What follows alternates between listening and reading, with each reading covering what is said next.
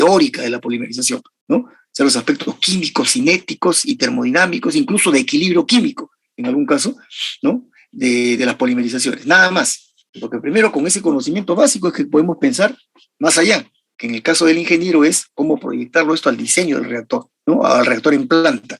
Y si vamos a hablar de un reactor a nivel de planta, que tenemos, como ustedes lleven el curso de cinética, ahí les van a enseñar el procedimiento, cómo se diseña el equipo, ¿no? Ustedes van a dimensionar el equipo, van a decir de qué altura, de qué diámetro, qué características va a tener el reactor tipo tanque o tubular, ¿no? El sistema de agitación de tales condiciones, y como ustedes conocen la reacción y tienen que haberla estudiado primero en laboratorio, van a saber todos los detalles de la reacción para poder, digamos, ir al nivel de planta industrial. Porque ya estamos hablando de masas o de lotes así que son ya de toneladas inclusive, ¿no?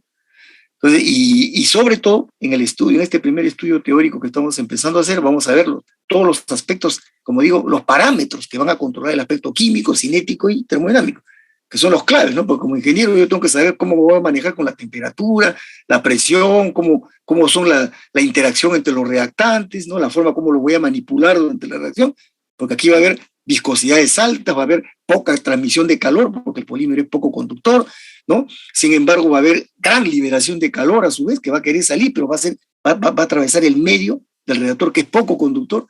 Es una serie de problemas, ¿no? Y esos ya son a nivel de planta. Cuando uno habla de un reactor chiquito, como le decía, no hay problema, pues, ¿no? Porque uno puede agitar hasta mano, ¿no? Pero ya en un reactor, un proceso, y eso es lo que van a aprender ustedes en el resto del curso que les falta, van a aprender a dimensionar. Entonces, pero van a dimensionar sobre información previa, ¿no? Ustedes cuando diseñan un reactor, lo primero que toman en cuenta es la característica de la reacción. Y a eso apunta este capítulo. Entonces, ¿no? Conocer de una manera bastante general, pero precisa y mínima, todos los aspectos que tienen que conocer.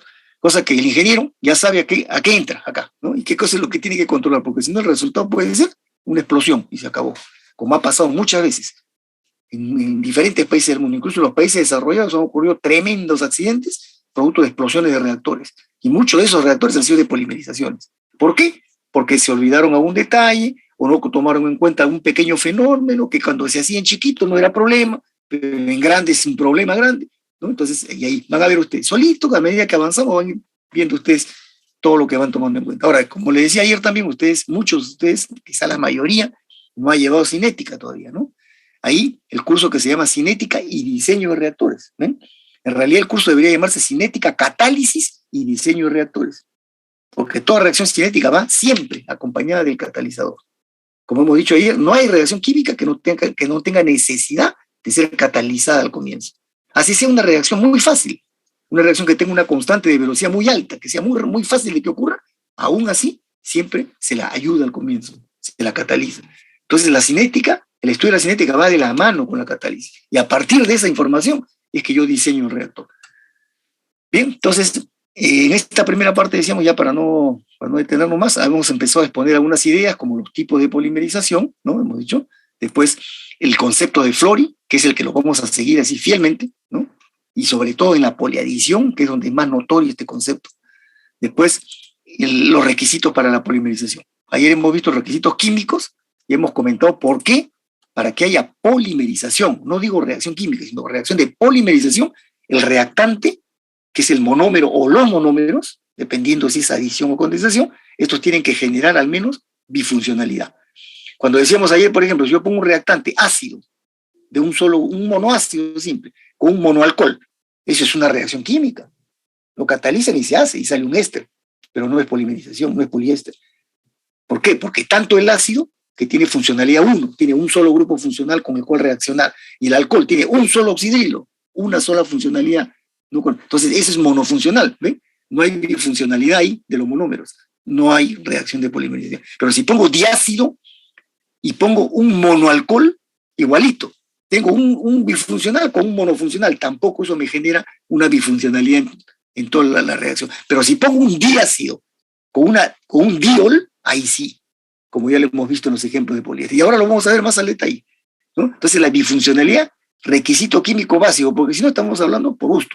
Así haya requisitos cinéticos, termodinámicos, si no el reactante no tiene esta capacidad, es cualquier reacción menos de polimerización. Segundo, decíamos que este es un requisito que lo vamos a ver más adelante al detalle, también, que es un requisito netamente cinético, ¿no? Como Flori nos ha dicho que hay 3 etapas, entonces hay una velocidad a la iniciación, hay una velocidad principal que es al momento que el polímero crece, ¿no? En cuanto la reacción se propaga, se masifica y crece en las cadenas, y hay una velocidad en la que termina. Pero cada una en principio es un valor. Entonces, entre ellas, como en toda cinética, y eso lo van a ver ustedes en la cinética, como en toda reacción que puede tener fases, hay una competencia entre las fases. Si la velocidad de iniciación al principio no comienza teniendo un valor positivo, ¿no? Y comenzamos pues por la iniciación, no va a haber propagación si primero no ha habido iniciación. Entonces, si yo comienzo con la iniciación y esto no tengo la velocidad mínima que me indica la cinética, simplemente no va a empezar la reacción. Por eso muchas veces esas reacciones, hay reacciones que tienen constantes de velocidad muy altas, que en el papel son fáciles de que ocurran, pero sin embargo ustedes la llevan al reactor y no ocurren, porque esa facilidad no se traduce en el comienzo de la reacción. Entonces hay que ayudarlas al principio. Y de una u otra forma hay un inicio. Entonces hay una velocidad. Pero una vez que se inicia, para la polimerización ahí viene la etapa principal, que es que el polímero crezca. Porque si me quedo en la iniciación, ¿qué va a ocurrir? Me quedo en los monómeros, pues, y en las unidades repetitivas, pero no encadenan, no se encadenan, no generan crecimiento de cadena. Entonces ahí tiene que entrar a tallar esta segunda etapa, y esta tiene su propia velocidad. Entonces, para garantizar de que esta, digamos, me produzca las cadenas de diferentes tamaños, que crezcan, ¿no? Entonces tiene que predominar esta velocidad. ¿Se dan cuenta? Entonces ya esta velocidad, una vez que aparece, tiene que desplazar a la primera. Ya la primera se acabó, ¿no? O si continúa, tiene que ser un valor mucho menor que no le haga competencia a la propagación. Y así es. En la cinética, como son velocidades de reacción, es una pugna entre las reacciones. Y se impone, ¿quién gana? La más rápida. Y esa es la que tiene la mayor constante de velocidad de reacción. Entonces, esta tiene que predominar, y eso es lo que dice el requisito cinético. En el fondo es lo que refleja es esto, que esta velocidad, ¿no? En el concepto de Flori tiene que predominar por lo menos el tiempo necesario para que el polímero crezca hasta donde uno quiere. Y como uno va a poder manipular la polimerización y poder sacar las cadenas de diferentes tamaños, con diferente distribución, todo se manipula en esta etapa. ¿Ven? Entonces eso ya es el proceso, el catalizador, las condiciones de operación, el pH, todo entra a tallar acá.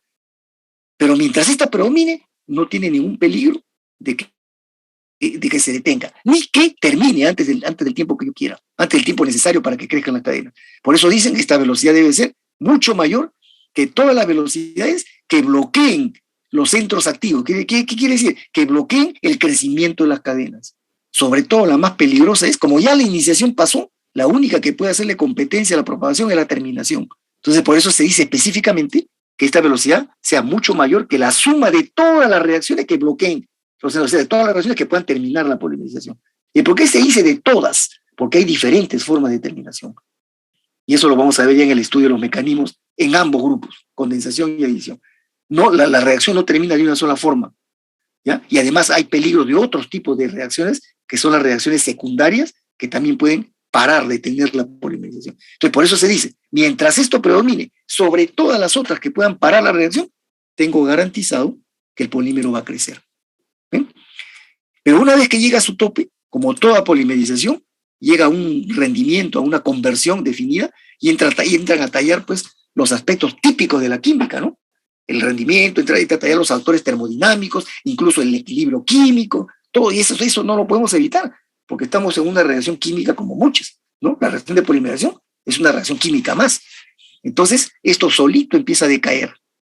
El problema es que cuánto tiempo tome en decaer. Si decae en un tiempo prudencial o rápido, no hay problema, porque automáticamente va a pasar a la terminación. O yo puedo incentivarla para que pase a la terminación.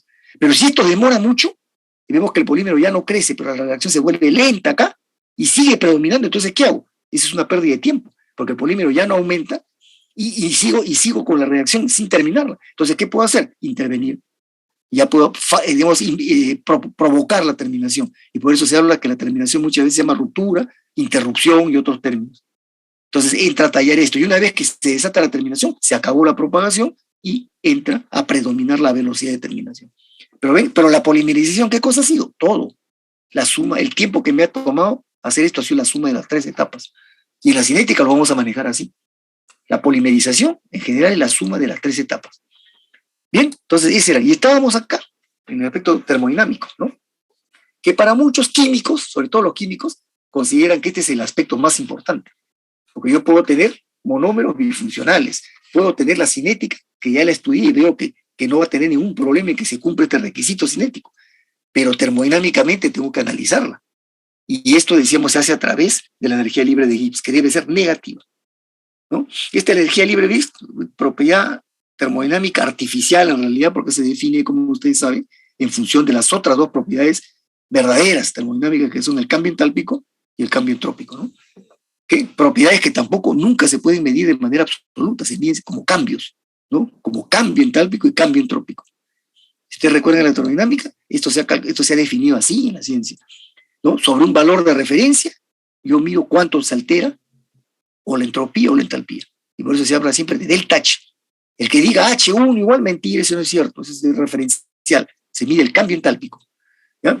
Y esto pues tiene diferentes connotaciones, depende de qué tipo de fenómeno. Ahora lo estamos estudiando en una reacción química, pero hay cambio entálpico en procesos de cristalización, de evaporación, en los cambios de estado sobre todo, ¿no? Incluso han visto ustedes que cuando hablamos de la solvatación, si ustedes revisan su PPT, el segundo que es de las características generales, y hablamos de la solvatación, ahí decíamos que el tema de la solubilidad parcial, que significa la solvatación, implica un cambio entálpico también, ¿no?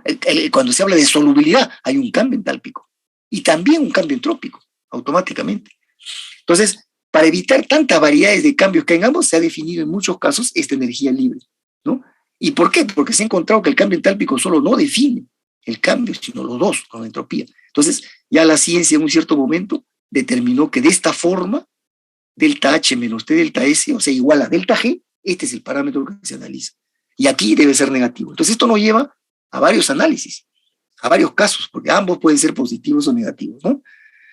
Bien, antes de pasar a analizar esto, decíamos, este segundo punto que dice acá, en la polimerización, los monómeros se adicionan, esto lo vamos a ver en el mecanismo mismo, pero son requisitos también que en el fondo tienen un trasfondo termodinámico, ¿ya? Esto lo que propicia esta condición son aspectos termodinámicos, ¿ya?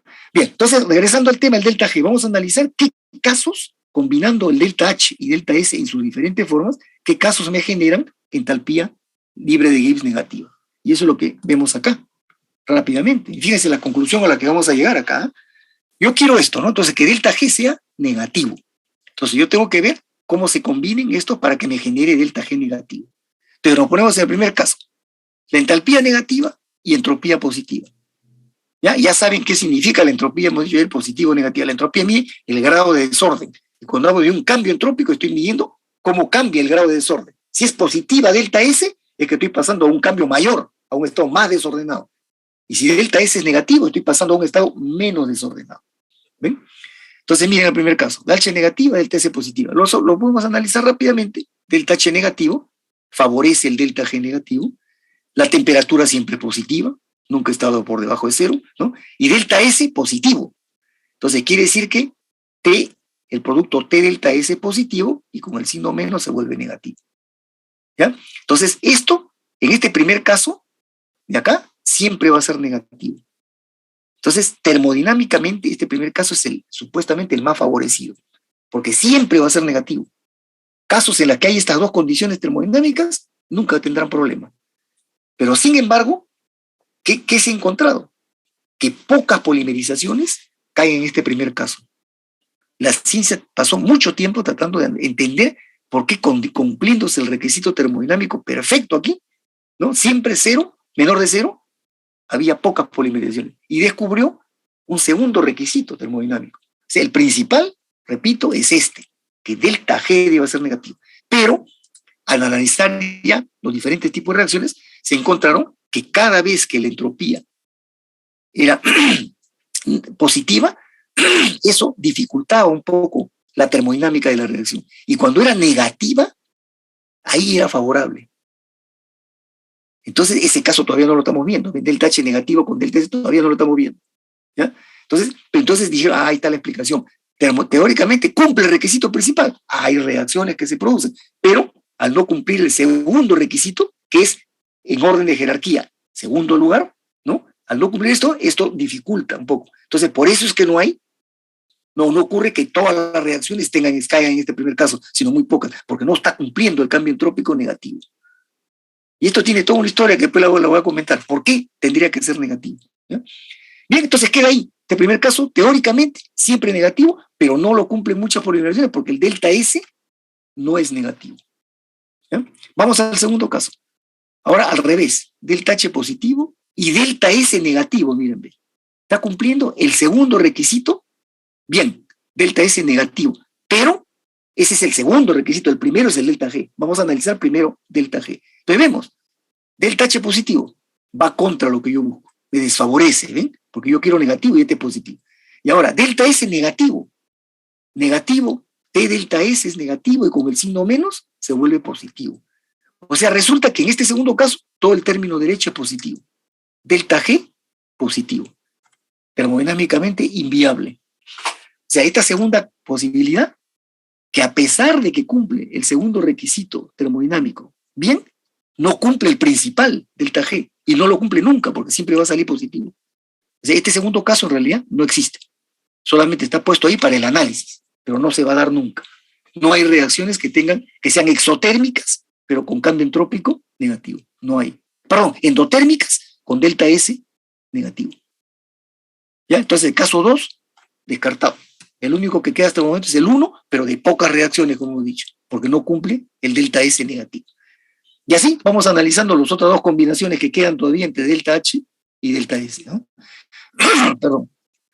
Ahora vemos nuevamente, está la formulita para analizar, ¿no? El tercer caso, miren, delta H negativo y delta S negativo. Este ya comienza con buen pie, porque tiene el segundo requisito, entropía negativa. Pero vamos a ver la energía de Gibbs primero. Entonces vemos, si este negativo, ya, va a favor del delta G, ¿ven? Parecido al primer caso. Pero ahora tengo delta S negativo. Entonces, T por delta S es negativo. Y con el signo menos, se vuelve positivo. Entonces tenemos ahora la competencia entre un término negativo como delta H y un término positivo como T delta S. La pregunta es factible? Sí. No solamente porque yo sé de antemano que el delta S era negativo, no solamente por eso, sino porque estoy viendo que estoy compitiendo entre un negativo y un positivo. ¿Cuál será la condición para que esta combinación aritmética me dé delta G negativo? La condición es que el valor absoluto que tenga el término negativo sea mayor que el valor absoluto que tenga el término positivo. Si es así, entonces esto en magnitud da un valor negativo. Y eso es lo que dice acá. Entonces, delta G sí va a ser posible, siempre y cuando este producto delta H menos T delta S sea negativo. ¿Ven? ¿Y eso qué quiere decir? Que el valor de delta H, la magnitud, tiene que ser mayor que la magnitud de delta S, para que el negativo sea mayor que el positivo. Esa es la condición. ¿Ya? Y además, ya sabemos, tenemos el aspecto adicional, que cumple el segundo requisito importante, delta S negativo. Y fíjense lo que dice acá. Entonces estoy diciendo que tiene que cumplirse que delta H debe ser mayor que T delta S. Mientras cumpla eso, perfecto. Y aquí ocurre, y aquí se encontró que estaban la gran mayoría de polimerizaciones. Más del 90% de las polimerizaciones se dan en estas condiciones 3, este caso 3. Entonces, cuando se le buscó la explicación, ¿por qué era? Decía, no, es que tiene la entropía negativa, sí, pero tiene una condición matemática que la limita, porque se da siempre y cuando el cambio entálpico negativo sea mayor que T delta S positivo. Entonces, la ciencia, que no solamente está estudiando la termodinámica, sino la cinética, decía, pero en la cinética me dicen que suba la temperatura, porque toda temperatura se hace más fácil, más rápida si aumento la temperatura. La velocidad de reacción aumenta, entonces la reacción es más rápida. Entonces tengo que tener cuidado nomás con la temperatura, porque si este va elevándose, ¿qué va ocurriendo? Que el producto T delta S, que es positivo, va aumentando. Y si esto sigue aumentando, va a llegar un momento en que este término positivo se iguala al negativo. ¿Y qué va a ocurrir? Delta G igual a 0. Se empieza a incumplir la condición termodinámica. No puede ser ni 0, tiene que ser menor de 0. Entonces, tengo que jugar acá, ¿no? La termodinámica me dice que la entalpía debe ser negativa y la entropía es negativa, ¿de acuerdo? Pero la cinética me dice, aceleren la reacción siempre para hacerla más rápido, elevando la temperatura. Entonces, como la cinética no puede ir contra la termodinámica, dice, bien, aumenta la temperatura, pero si la llego a aumentar hasta un valor en que estos se vuelven iguales, ese es el tope de temperatura, no debo exceder ese valor. Y si la aumento más, peor, porque ya se vuelve positiva. peor todavía, ahí ya la reacción se vuelve inviable termodinámicamente y se detiene simplemente, ya no avanza. ¿Ya? Entonces, por eso se comenta acá que si yo subo la temperatura, este valor T delta S, ¿no?, que es positivo, crece, y haciéndose más positivo a medida que aumenta la temperatura. Va a llegar un valor tope, que se llama temperatura tope o techo, T sub C, en el cual se hace igual a cero. Y ese T sub C será cuando este término derecho lo igualo a cero, por lo tanto ese T sub C será delta H entre delta S. Ese es el valor tope, que yo no debo llegar, ese es el valor límite, yo debo estar por debajo de este valor. Entonces el ingeniero sabe que juega con la cinética, con la catálisis, la química, la termodinámica, sabe que puede subir la temperatura para acelerar la reacción sin exceder este valor.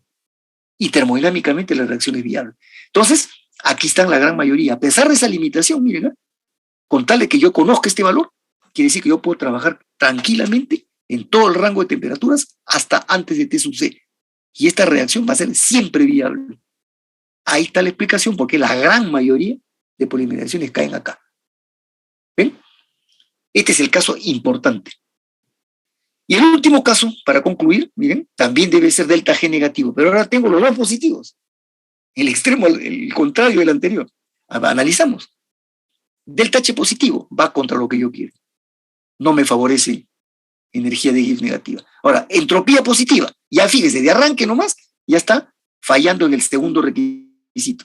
Esto ya me hace ver que esta va a tener problemas un poco. ¿Ya? Pero veamos el delta G. Entonces, si este es positivo, T delta S es positivo. Y por lo tanto, con el signo menos, esto es negativo. Entonces, nuevamente se convierte esto en una competencia entre el valor delta H positivo y el T delta S negativo. Mi pregunta es, ¿puede producir esos cambios en energía delta G negativos? Claro, si ahora el negativo es mayor que el positivo. Entonces va a ocurrir una condición matemática exactamente al contrario del caso anterior. T delta S, el valor absoluto de T delta S, tiene que ser mayor que el delta H, que el valor absoluto del delta H. Y así garantizamos que el delta G sea negativo. ¿Ven? Entonces, va a ocurrir, pero este caso 4, a diferencia del 3, tiene ya un problema termodinámico, que no cumple el cambio entrópico bien. Así que ya de hecho este es un caso más desfavorecido que el anterior. Pero si yo logro mantener el término T delta S negativo mayor que el delta H, sí es factible la polimerización. Y hay reacciones así, pero pocas también. Y son pocas, ¿por qué? Porque a pesar de que cumplen en ciertas condiciones el delta G negativo, no cumplen el segundo requisito, entropía negativa. Y aquí están, como dicen acá, sí va a haber. Pero nuevamente la temperatura se vuelve en el parámetro clave. Porque si este término, menos T delta S, que es negativo, empieza a disminuir, la temperatura la voy bajando, hasta que este término se iguale a delta H positivo, entonces delta G se vuelve cero nuevamente.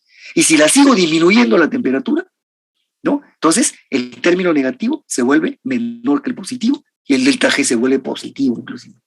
Entonces aquí es al revés que el caso 3. Yo puedo manejar la temperatura, pero no para arriba, sino disminuyéndola, trabajar a menos temperaturas, pero no por debajo de un límite inferior. Hay una temperatura inferior límite, que se llama la temperatura suelo, TF, ¿ya? Por debajo de la cual delta G sería 0 o mayor de 0 y ya no hay polimerización, porque la termodinámica la va a bloquear a la reacción. ¿Ven? Entonces hay dos casos distintos en los cuales, por un lado, el caso 3, hay un tope hacia arriba, la temperatura hecha, y otro caso 4 en el cual hay un tope hacia abajo, del cual no debo descender la temperatura. ¿Ya? ¿Por qué el caso 3 es el mucho más importante? Porque este cumple el segundo requisito positivo, delta S, perdón, negativo. Y ahí está, los 4 casos. Entonces, de los 4 casos, en realidad, solamente existen el primero, el tercero y el cuarto. El segundo no existe. ¿Ya? Y ahí viene ya el comentario final. Primera cuestión, en toda reacción química vamos a estar en alguno de estos casos. O sea, o vamos a tener, fíjense, según el caso 1, casos delta H negativos, reacción exotérmica. El segundo caso, que es la casi totalidad, la gran mayoría, reacción exotérmica. Y solamente el último caso, que es de una minoría, endotérmica. Entonces vemos que del 100%, si el caso 3 solito es más del 90%, y a eso le sumo el caso 1, que serán pues 4 o 5% de las polimerizaciones, y el resto es el caso 4, entonces si sumo 1 con 3, los casos 3 que son reacciones exotérmicas, son casi el 96, 97% de las polimerizaciones, tranquilamente. Y una minoría son endotérmicas. Por eso es que se dice, ¿no?, que la gran mayoría de las polimerizaciones son exotérmicas. Y este criterio ha llevado incluso a comentarios erróneos de los investigadores, ¿no? Porque muchos químicos al ver este panorama dicen, no, las reacciones de polimerización son exotérmicas, todas. Y llegan a aseverar algo que no es correcto. Dicen, todas son exotérmicas. O afirman, las reacciones de polimerización son exotérmicas. No es cierto 100%, es porque el caso 4 me dice que no. Hay un grupo que sea minoritario que son endotérmicas. Pero sí es cierto que la inmensa mayoría son exotérmicas. O sea, de cada 10 reacciones, más de 9 son exotérmicas. Y ahí no interesa si es poliadición, policondensación, porque estos parámetros son independientemente del mecanismo cinético. ¿Sí? Y con eso damos por concluido este tema. Entonces ahí queda claro ese primer concepto. ¿Ya? La gran conclusión de esto, la gran mayoría son exotérmicas. ¿Ya? Y otra cosa, que no confundamos que estos parámetros T sub C, temperatura, tope o techo, y T sub F, esto viene del inglés, porque el C viene de una palabra del inglés que significa ceiling. Ceiling significa techo, tope, ¿no? Y la F viene de floor, de piso, ¿sí?, el límite inferior. Estos son parámetros termodinámicos que son de casos distintos. No vayan a pensar ustedes que en cualquier polimerización hay un TC y hay un TF, ¿no? El TC hay en el caso 3 nada más, y el TF solamente hay en el caso 4. Y en el caso 1 no hemos mencionado nada, porque el caso 1 hemos visto que siempre es factible para todo valor de temperatura. ¿Sí? ¿Alguna pregunta? Ahí queda el análisis termodinámico. Entonces ya tenemos ahora todo el conjunto completo de requisitos, y fíjense todo lo que implica una polimerización. Requisitos del monómero o de los monómeros químicos, requisitos de la reacción misma, la cinética. Entonces, este parámetro es el que más se puede manipular, porque independientemente cómo sea la reacción de forma natural, original, yo lo puedo manipular esto. Tenemos pues catalizadores, aceleradores de reacción, tenemos disminuidores de velocidad de reacción y tenemos los que frenan, inhibidores de reacción. Todos esos aditivos, que son aditivos de la cinética y de la catálisis, están a disposición de nosotros. Entonces esto se manipula mucho. Lo que no podemos manipular son los requisitos termodinámicos, porque estos vienen intrínsecos con los correactantes. Una vez que yo sé quién es el reactante o los reactantes, ya automáticamente voy a saber si el delta H o el delta S es negativo. Entonces mucho va a depender de esta información, ¿no? En los manuales que hay de polímeros, que hay unos muy buenos, muy completos, ¿no? En el mundo hay varios buenos manuales, pero carísimos, ¿no? Voy a encontrar así listas inmensas, así, de delta H y delta S para una cantidad increíble de reacciones. Y así voy a encontrar también tabulados muchísimos valores de T sub C y de TF, porque ya tenemos pues más de 100 años en este tema, ¿no? Entonces, sobre todo en el mundo desarrollado se han hecho tantas, miles y miles de investigaciones que las primeras que se hicieron, cuando no se sabía todo, no se entendía bien esto, ha sido determinar que había estos parámetros. Al comienzo no se conocía esto, en las primeras décadas del siglo, pero no se sabía. Y esto ha costado sangre, sudor y lágrimas, pues, porque han costado muchos accidentes. Pero ¿qué pasaba? Imagínense, y ahí vienen algunos comentarios que como ingeniero no lo deben olvidar. ¿Qué pasa si en el caso 3, que es el de la gran mayoría, yo empiezo a subir la temperatura? Hemos visto que hay un tope. Entonces, si yo subo, este término positivo va a superar al negativo y se va a volver delta G positivo. Entonces ya es termodinámicamente inviable. Pero no solamente ese es el problema, sino que al subir la temperatura, yo estoy elevando, ¿no?, la temperatura, estoy aumentando la energía cinética de las moléculas dentro del reactor y voy a aumentar la presión. Esto es peligroso. La presión con la temperatura están siempre relacionadas, ¿no? Y tenemos una fase en el reactor que de repente no es líquida, no es gaseosa, puede ser una suspensión, una emulsión, un medio altamente viscoso. Entonces es bien peligroso el control de la temperatura y tiene que ser muy estricto. Entonces, no solamente es que delta G se vuelve positiva, sino que en el reactor pueden desatarse, al subir la temperatura sin criterio, pueden desatarse una serie de reacciones secundarias, que yo no sé qué cosas sean. Si no las conozco, pueden empezar a producirse 1, 2, 15, 20 reacciones simultáneas secundarias, desconocidas, y encima la presión aumenta. Entonces, no solamente es un tema termodinámico, sino que se vuelve un tema químico también. Entonces, puede ser que el reactor explote. Y si no explota, ¿qué puede ser? Que yo estoy subiendo la temperatura, de repente ya pasé el T sub C, ya se bloqueó la polimerización y yo sigo creyendo que la reacción está dándose en el reactor y sigo ahí en el reactor creyendo y pasa el tiempo y no estoy sacando nada. No continúa la reacción. He perdido tiempo, he perdido plata, pero lo peor sería que me he expuesto a peligros, porque puedo generar una explosión tremenda dentro, con el aumento de la presión. Entonces, para el ingeniero, sobre todo, este es un parámetro clave. Lo mismo que para el otro. Aunque para el otro extremo de la temperatura la cosa es menos peligrosa, porque yo bajo la temperatura y estoy bajando la temperatura, la energía cinética y la presión en el reactor. Así que por aquí lo peor que me puede pasar es que la reacción se detiene y pierdo plata y tiempo nada más. Pero aquí no, en el caso 3 es peligroso. Y justo coincide que es el caso de la gran mayoría de polimerizaciones. Es que como futuros ingenieros no se olviden de esta recomendación, porque esta ha sido la causa de muchos accidentes, por ignorancia o por desconocimiento o olvido de que estos parámetros de suceso, sobre todo, existen y no los han tomado en cuenta. Y alegremente, no, por ahorrar tiempo, han subido la temperatura y ha venido el problema después.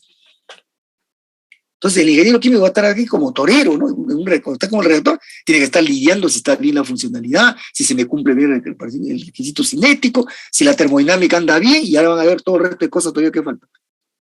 ¿Ya? Porque hay fenómenos que surgen ya como consecuencia del escalamiento del reactor, ¿no? Que paso de un reactor mediano a grande o a muy grande. Los fenómenos que son peligrosos se vuelven más críticos cuando son en mayor magnitud. ¿Se dan cuenta? Hasta una explosión en un vasito chiquito no es problema. En un reactor de 20 litros ya es problema. Pero en un reactor de 10 toneladas, olvídense, ¿no? Y eso les pasó, por ejemplo, les comento un accidente que ocurrió hace muchos años, ustedes ni nacían, ¿no? En los años del gobierno militar, ¿no? En los años 73, 74. Justamente le pasó a una empresa que ya no existe, que fue comprada por otra, que fabricaba pinturas, o sea, hacía la cinética de policondensación, ¿no? Y hacía el proceso llamado polimerización en emulsión. Yo fabricaba pinturas, y esta empresa estaba ubicada ahí en Cajamarquilla, ahí cerca de la planta de Sedapal, de la Tarjea, perdón, ahí en el Agustino, donde está la planta de la Tarjea, que trata el agua. Esta empresa, bien sabido, habían construido cerca a la planta y todavía se habían puesto cerca a donde está una de las pozas de agua, donde están las pozas de reserva del agua. Ahí estaba la planta. Entonces ocurrió un accidente de estos, que lo trataron de mantener en secreto, porque en esa época, pues, el gobierno militar había censura de prensa, los periódicos no escribían lo que podían, ¿no? Entonces produjo un accidente de estos y no se supo, no salió en los periódicos, pero trascendió, se llegó a filtrar. Entonces la gente se enteró poco a poco que había habido un accidente y la planta se llamaba Tecnoquímica, la empresa, que ya no existe, como lo digo, ¿no? Tecnoquímica. Y tuvo una tremenda explosión porque explotó un reactor así de este tipo, haciendo grande, así que medía como 6 metros de altura y no sé cuánto de diámetro, tremendo, que explotó, pero el reactor estaba pues al filo de la Tarjea, al costado y al lado de la planta de reserva de agua. Explotó y gran parte de él cayó a la poza. Y por supuesto que hubo muertos, ¿no?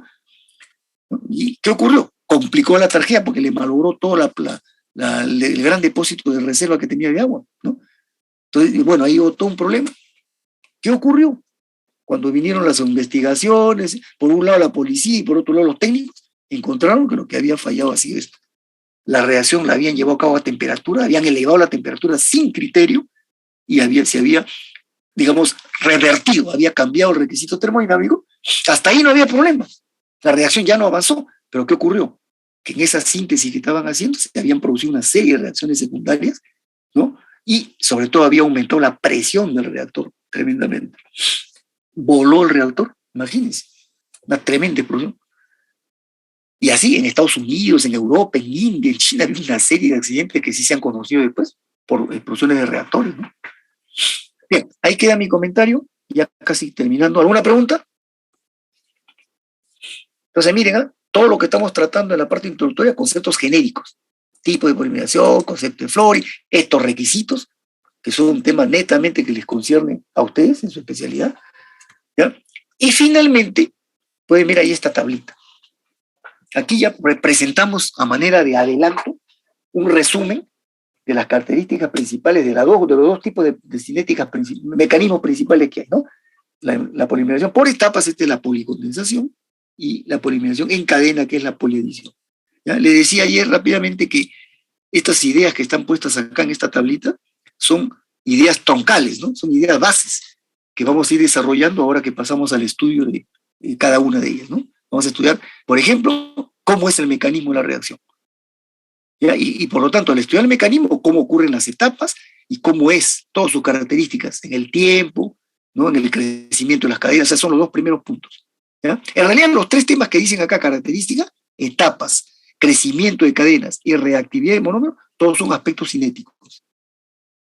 ¿Ya? O sea, ¿cómo voy a manejar la reacción? Y según eso, estamos describiendo cómo ocurren, cómo son las características en ambos casos.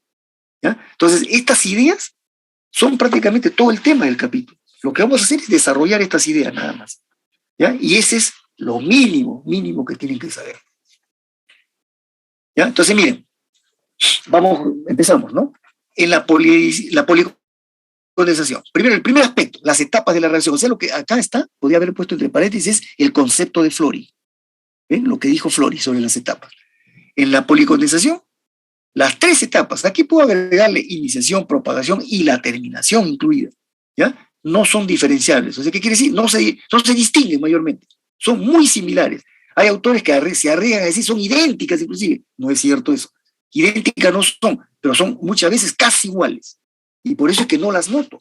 Yo arranco la reacción poniendo el iniciador y se inicia y avanza y termina. O yo la termino, una de dos. Entonces, como muchas veces la terminación es provocada, no ocurre de manera normal, sino la provoco. ¿Por qué? Porque se demora mucho, pues la reacción puede demorar demasiado. Entonces, una vez que el polímero ya creció, ya me interesa que termine la reacción.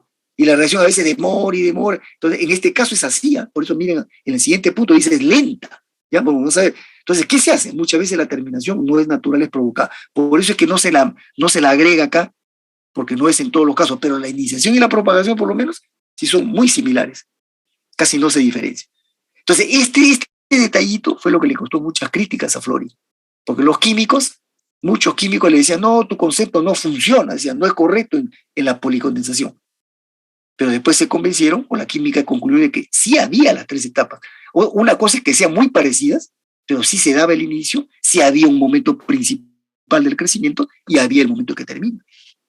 Y sobre todo que cuando se analizó en la poliadición, ya ni hablar, porque ahí sí, miren, ve, son completamente diferentes. ¿Pero en qué se diferencian? Tanto dice en velocidad y mecanismo, en ambos lados dice en velocidad y mecanismo. Quiere decir, el mecanismo es en la forma como ocurre. Aquí la forma como ocurren son muy similares. Aquí la forma en que ocurren, totalmente distintas.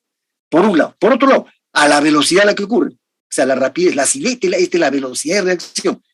Aquí las velocidades son muy parecidas también. Pero siempre va a ocurrir que en algún momento, y ahí viene ya el control, ¿no? La propagación debe predominar. ¿Ven? Porque este es requisito cinético. Pero de todas maneras, si yo no la acelero o no ayudo a esta reacción, ¿qué ocurriría?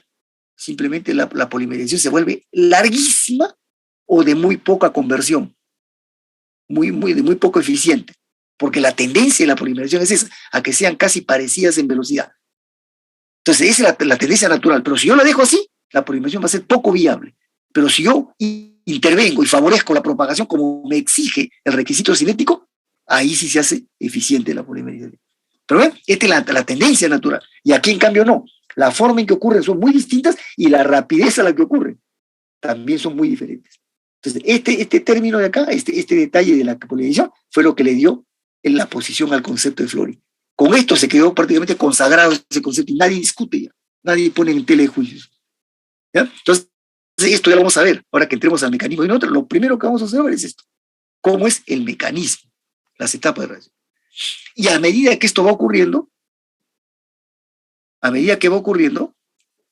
escuchan? Sí, profesor.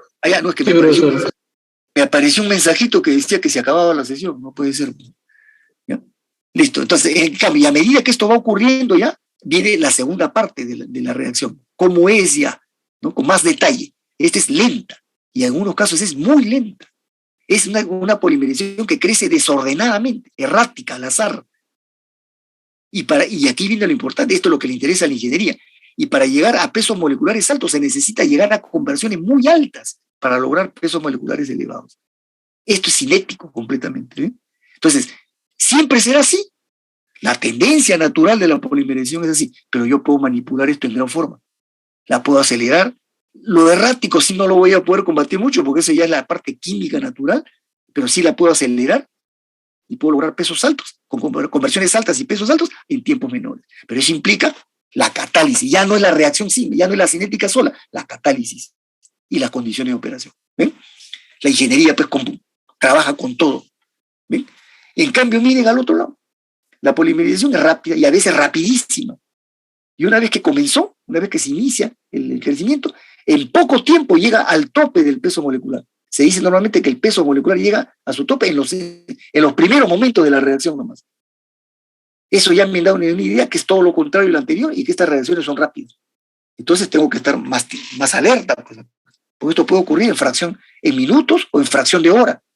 Una polimerización de adición no pasa de una hora generalmente, exagerando. En cambio, las policondensaciones no bajan de 3, 4 horas, las más rápidas, ¿eh? Y hay unas que van 24, 30, 36 horas. Hay una gran diferencia en el tiempo. Esto es netamente cinético, ¿ya? Pero ambas, aparte de que tienen esta diferencia, tienen algo en común, ¿ya? Aquí dice lenta y al azar, esta es rápida. Aquí pueden agregarle también es al azar, también es errática, también es desordenada esta polimerización. Pero tiene una gran diferencia. ¿Qué ocurre rápido? Pues tiene una gran ventaja. Si se trata de ver costos, una poliedición es más conveniente. Pero eso no quiere decir que por eso que solo la poliedición se van a hacer, ¿no? Las policondensaciones me dan otro tipo de familia de polímeros, ¿no? Cada una tiene su campo. ¿Sí? Pero yo desde ya sé ya. Y el hecho de que sea rápido no siempre es ventaja. Porque aquí también se han encontrado muchas veces que el polímero llega rápido al peso en poco tiempo, y si yo no actúo y lo dejo un tiempo más, puede empezar a producirse el fenómeno contrario. El polímero empieza a retroceder, empieza a ocurrir lo que se llama la depolimerización. Y de lo que logró un peso determinado, empieza a disminuir un poco el peso molecular promedio. ¿Por qué? Porque todas las cadenas van a ir a depolimerizándose un poco. Entonces todas bajan un poco en tamaño y el peso molecular promedio baja también. Entonces ese es un criterio, es un problema que tiene esta polimerización, que acá no hay más bien, en la condensación. ¿Ven? Entonces son diferencias y características a la vez. Todo esto me va dando un conjunto de conocimientos en el cual uno ya se va volviendo, ¿no?, experto, ¿no?, conocedor del tema. Bien, el último, sobre cómo es la reactividad, o sea, cuál es la tendencia del monómero a cómo reaccionar, de qué forma reacciona el monómero, en otras palabras, con quién lo hace. Dice, aquí el monómero es capaz de reaccionar o combinarse consigo mismo, o sea, lógico, monómeros se atacan con monómeros, por ejemplo, diácidos con dioles, diácidos con diaminas, pero también lo pueden hacer con otras especies presentes. Y la gran pregunta es, ¿quiénes son esas otras especies presentes que puedan estar en el reactor? A ver, yo les pregunto a ustedes, comienza la reacción, pongo el diácido con la diamina, empiezan a reaccionar, ¿no? Y a medida que va avanzando el tiempo, aparte de los reactantes que hay, que todavía siguen reaccionando, ¿qué otra especie puede estar presente? A ver, ¿qué me dicen ustedes?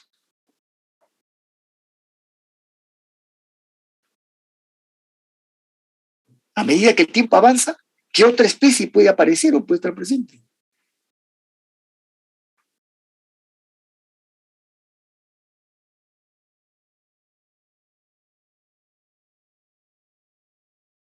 ¿No se les ocurre?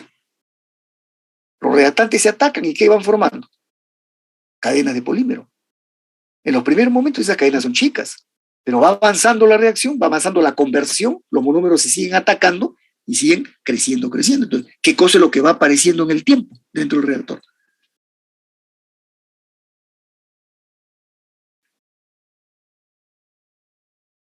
Van apareciendo las cadenas de polímero, pues, de diferentes tamaños. Porque ahora que vamos a estudiar el mecanismo, vamos a ver cómo ocurre ese crecimiento. Pero lo que no podemos ya dudar es que a medida que el tiempo avanza, la conversión avanza, van apareciendo las cadenas de polímero. Vamos a ver, ¿verdad?, por qué son de diferente tamaño nada más, pero van apareciendo las cadenas. Entonces, esas otras especies presentes, ¿quiénes son? Las cadenas que se están formando, pues, en el transcurso del tiempo. Entonces, ¿qué quiere decir? Que el monómero, que tiene sus grupos funcionales, se ataca con el otro monómero que tiene el otro grupo, ¿no? O entre grupos funcionales distintos se atacan, van formando cadenas chicas, medianas, ¿no? Y van creciendo en el tiempo, y después el monómero puede atacar también a las mismas cadenas, a esas cadenas chicas, medianas, intermedias. Eso es lo que dice acá como idea. El monómero se combina no solo consigo mismo, sino con todos los otros presentes. ¿Y quiénes son los otros? Las cadenas que se están formando. Estas normalmente le dicen, entre paréntesis, los oligómeros, porque son cadenas todavía en desarrollo, no están en su tamaño final. Pero a medida que van creciendo ya dejan de ser oligómeros y se transforman en cadenas poliméricas. ¿Y qué va a ocurrir? Van a producir la desaparición del monómero rápido, porque el monómero se va a consumir por partida doble, no solamente entre ellos, sino atacando otras cadenas, entonces se consume rápido. Y esta es una característica de esta polimerización, ¿no? Que el monómero no está mucho tiempo como reactante, se consume rápido y más bien ya después el mecanismo va a ir pasando a reacciones ya no entre monómeros con monómeros, sino entre monómeros con cadenas y entre cadenas con cadenas. Porque lo único que va a importar acá es que el grupo funcional 1 se encuentre con el grupo funcional 2 y desate la reacción de condensación. Ese es, ¿ya? En cambio, miren al otro lado.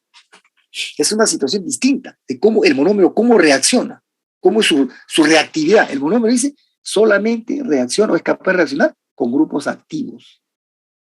Palabra nueva para nosotros. ¿Qué cosa es un grupo activo en la química? A ver, ¿quién me dice? Estamos recordando algunas cosas de la química.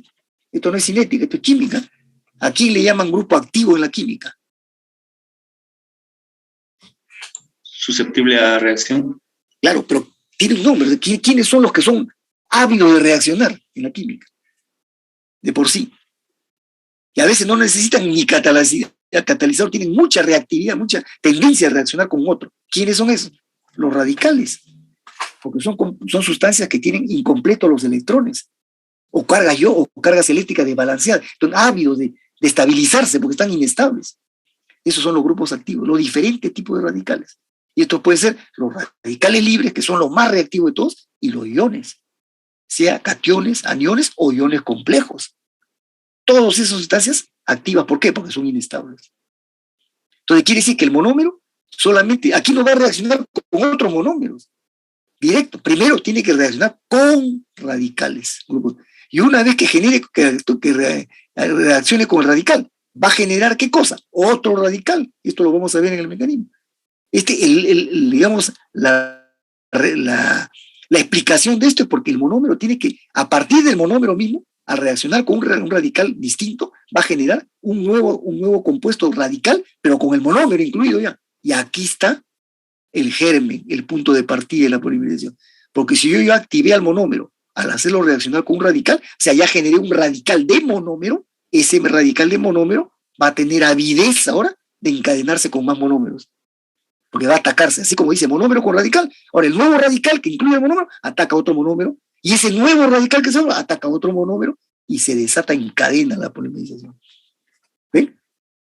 Entonces, este es un mecanismo completamente diferente al anterior. Acá necesitamos presencia de radicales, y los radicales no vienen del cielo, pues, ¿no? Los radicales, yo en el reactor que voy a tener, monómero, de repente fase líquida, solvente, pero no va a haber radical. Entonces el radical yo lo tengo que generar o producir en algún lado e insertarlo, meterlo a la reacción para que se desate esta condición, que el monómero lo ataque. En realidad va a ser el radical el que va a atacar al monómero. El radical es el desesperado por reaccionar. Entonces acá hay un detalle distinto en el acá, ¿eh? Aquí vamos a tener que hablar de otra reacción previa, que es la producción del radical, para que ponerlo en contacto con el monómero. Entonces son grandes diferencias, hasta el momento puramente cinéticas. ¿Ya? Ahora, a esto se suma lo que hemos dicho, los requisitos termodinámicos, que eso ya no tienen, en principio, no está en contradicción con esto, se suma esto. Y es más, es requisito previo a esto, el requisito termodinámico. Pero, y el requisito químico, ¿dónde se cumple?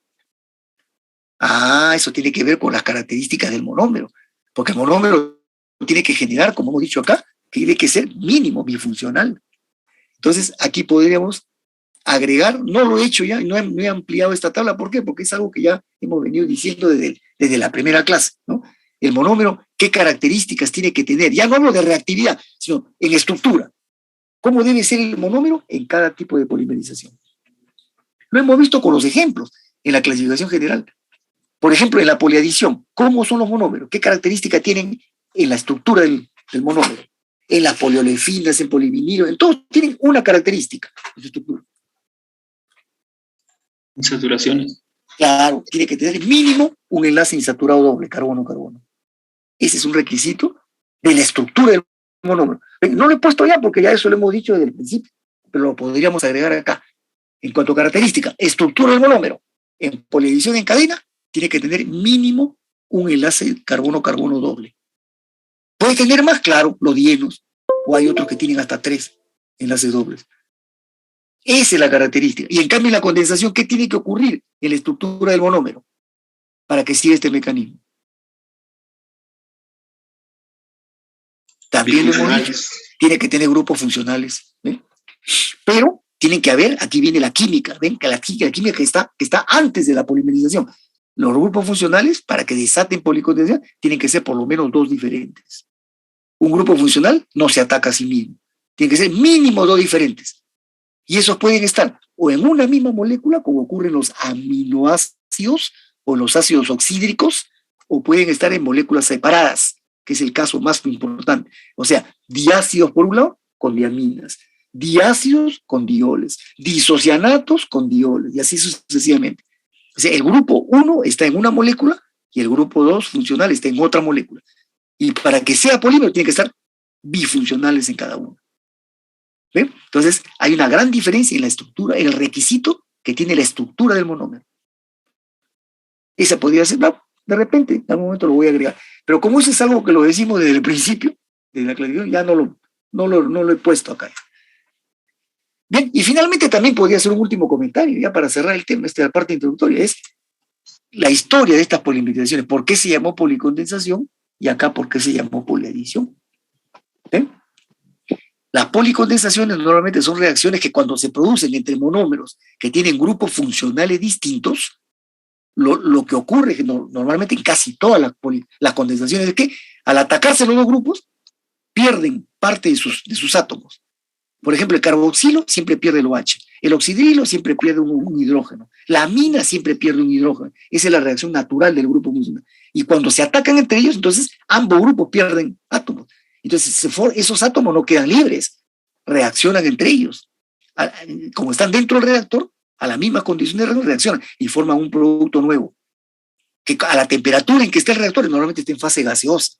Pero ese producto no puede quedar ahí porque molesta, interfiere. Es una fase que está molestando y va contra la eficiencia de la reacción. Entonces hay que sacarlo, hay que retirarlo normalmente de alguna forma. Parte, total, parcialmente, eso hay criterios distintos. Pero hay que retirarlo por lo menos parcialmente. Entonces, a la hora que lo retiro del reactor, lo condenso, lo paso por un condensador y pasa a fase líquida. Eso es lo que tradicionalmente le llamamos el condensado. Y de ahí viene el nombre, pues. Estas reacciones producen productos que al retirarse se pasan a fase, salen como condensados. Y ahí viene el nombre de polimerización, de condensación. Pero el condensado, que quede claro, es el producto secundario, el producto de residuo que se ha formado. ¿Ven? En cambio, en la poliadición normalmente no hay nada. Aquí el grupo insaturado, ¿no?, se va a abrir cuando reaccione con el radical, se va a abrir y va a generar la unidad repetitiva bifuncional. Y esa se va a inclinar y no va a haber pérdida de átomos normalmente. ¿Ven? Entonces, todas las policondensaciones normalmente forman condensados.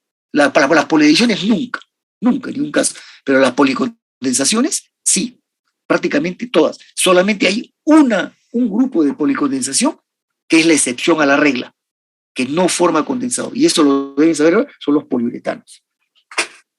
Si ustedes comparan, ahora vamos a verlo más al detalle en una tablita, ¿no? El poliuretano es el único mecanismo de condensación que no forma condensado. Entonces esto ha traído mucha discusión, porque hay autores que hasta el día de hoy siguen insistiendo que debido a eso, las reacciones de los poliuretanos no son de condensación, son una mezcla entre las dos. Y algunos todavía son más temerarios, dicen que en realidad es una poliadición. A ese extremo iban algunos, solamente porque no hay el condensado. Pero lo cierto es que, si bien no hay condensado, no tiene esa característica típica de las reacciones de condensación, pero en la forma en que ocurre la polimerización, el mecanismo, todas las características cinéticas son del grupo de acá, de condensación. Entonces, por eso que el criterio mayoritario todavía sigue siendo que los poliuretanos siguen siendo considerados como polimerizaciones de condensación. Pero ya les digo, es el único caso que no forma condensado. Y ese detalle lo convierte en la polimerización de condensación la más especial de todas. Es una de las más bellas y la más peligrosa. Porque el que no forme condensado es un problema químico ahí, que ya los expertos, y a medida que uno entra más a fondo en este tema, y llega a entender por qué. Esa consecuencia de no formar condensado, qué consecuencias trae en la reacción.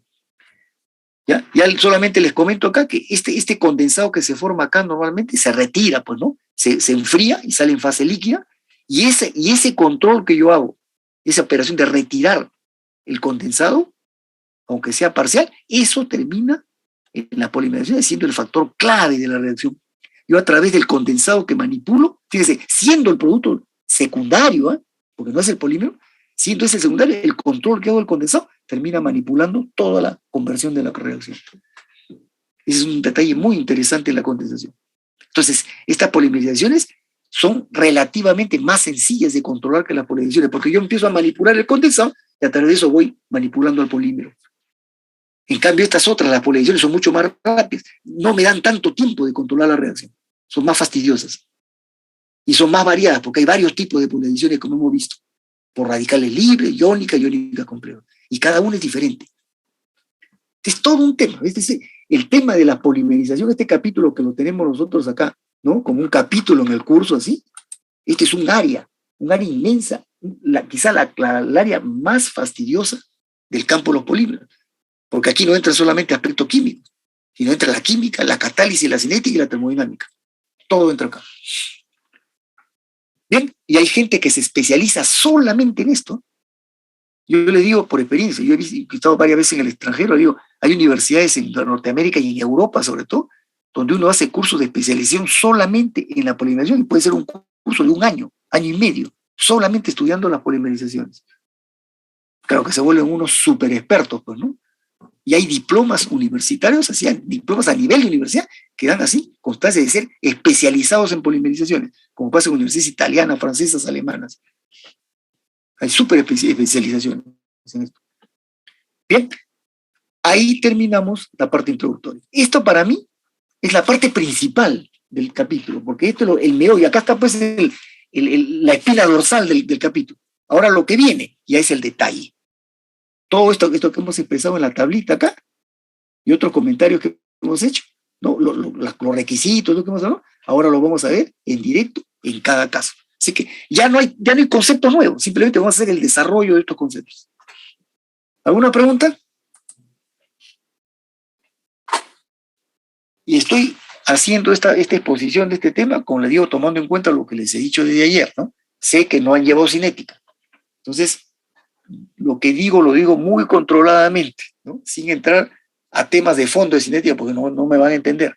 Y de hecho, cuando tomemos evaluación de esto, yo no voy a incidir en los aspectos cinéticos, ¿no? Porque usted todavía no sabe cinética, ¿no? Yo, entonces voy a centrarme más en la reacción de síntesis, pero resaltando al polímero en sí, los aspectos del polímero, ¿no? Bien, ¿no hay preguntas? ¿Me han entendido todo? ¿Está claro? Sí, bro. ¿Ya? Y voy a estar acá rato preguntándole porque soy consciente de que este tema es el más peliagudo, digamos, para ustedes. Bien, entonces miren, comenzamos el primer mecanismo importante, la policondensación o polimerización por etapas. ¿Ya? Acá hay una primera presentación de ideas, ¿ya? Que van a ver que nada contradice lo que hemos dicho. Dice, la unidad del monómero tiene grupos funcionales que pueden reaccionar entre sí. ¿Ve? Esta es una idea general. Pero ¿cómo tienen que ser esos grupos funcionales? Tienen que ser por lo menos dos diferentes. Y pueden estar en una misma molécula o en moléculas separadas. ¿Ve? O sea, no he dicho nada nuevo. Las reacciones son lentas, son más lentas y el crecimiento es a salto, o sea, por etapas. Ahora lo vamos a entender por qué le llaman por etapas, ¿ya? En vez de unidad por unidad. Aquí, más que ver el mecanismo, una que ataca otra, vamos a ver, se tiene que formar una primera etapa para que haya un primer resultado y esa genera los siguientes resultados. Pero ese crecimiento va a ser bien desordenado, bien aleatorio, ¿ya? Los intermediarios, que son las cadenas que se van formando a medida que la reacción avanza, ¿ven? Lo que yo dije antes, los oligómeros, ¿ven? Son de bajo peso molecular, claro, al principio, pero a medida que la reacción va avanzando, ¿no? Se va produciendo la propagación, el crecimiento, las cadenas, todas, aunque de diferentes tamaños, pero van creciendo, todas van creciendo. Y esos oligómeros van transformándose poco a poco en cadenas poliméricas de diferente tamaño, que después ya cada una tiene su personalidad propia. Porque como tienen tamaños distintos, tienen pesos distintos, se distinguen más entre ellas. ¿Ven? Después, los oligómeros de distintos tamaños también pueden reaccionar entre ellos. ¿Ven? Es lo que decía pues acá la tablita, ¿no? La tablita que me decía acá, que el monómero no solamente reacciona con monómeros, sino con otras especies, o sea, con las cadenas presentes, los oligómeros. Eso es lo que estamos diciendo acá, ¿no? ¿Ven? Y después dice, se puede describir como una reacción química sencilla que se efectúa repetidamente. Claro, cada etapa es casi una repetición de lo mismo, lo que van cambiando son los actores, pero la forma como reaccionan es la misma forma. En cambio, en la polarización cambia. Depende de qué estemos hablando. Estamos en la iniciación, la reacción es de un tipo. Estamos en la propagación, son otras reacciones. La terminación, otras reacciones diferentes. Aquí no, el mecanismo es repetitivo, monótono es, en otras palabras. ¿Ya? Bien, algo que no les mostré después de la tablita, pero ustedes ya lo deben haber visto, son estas dos figuritas, ¿no? Esto ya lo conocen. ¿Ven? Como los monómeros se generan una especie bifuncional, esta es la unidad repetitiva y se encadenan, pues, ¿no? Funcionalidad 2. Y la reticulación, que ahora la vamos a ver también, ¿no? Monómeros que generan polifuncionalidad. Si ustedes tienen un ejemplito ahí en el capítulo de estructuras, ¿no? Cuando hemos visto estructuras reticuladas, ahí hay varios ejemplos. Cómo se genera esta polifuncionalidad y que genera una red, una estructura tridimensional. Entonces, ahora que estamos ya viendo este caso, aquí en la policondensación va a haber polímeros de estructura lineal y polímeros de estructura reticulada. Entonces, lo primero que tenemos que presentar es el primer punto de estudio. ¿Cuál es? El mecanismo de la reacción, cómo ocurre la reacción. Después, ¿qué vamos a ver? Cómo es la cinética de la reacción. Y sobre todo la consecuencia de la cinética, el peso molecular que obtengo. Y cómo es la característica de la curva de distribución y todo. En la condensación, como las etapas, ya lo hemos dicho reiteradamente, según Flores, las etapas son similares, y es repetitivo el mecanismo. Entonces, en la cinética no hay mucho que estudiar. La velocidad de reacción es prácticamente una sola expresión, y lo que importa más bien es cuál es el peso que resulta acá, de toda esta descripción de ideas, ¿no? En cambio, en la poliedición, como las etapas son distintas, ahí sí, tengo que estudiar una por una, después enlazarlas todas, porque la polimerización es todo.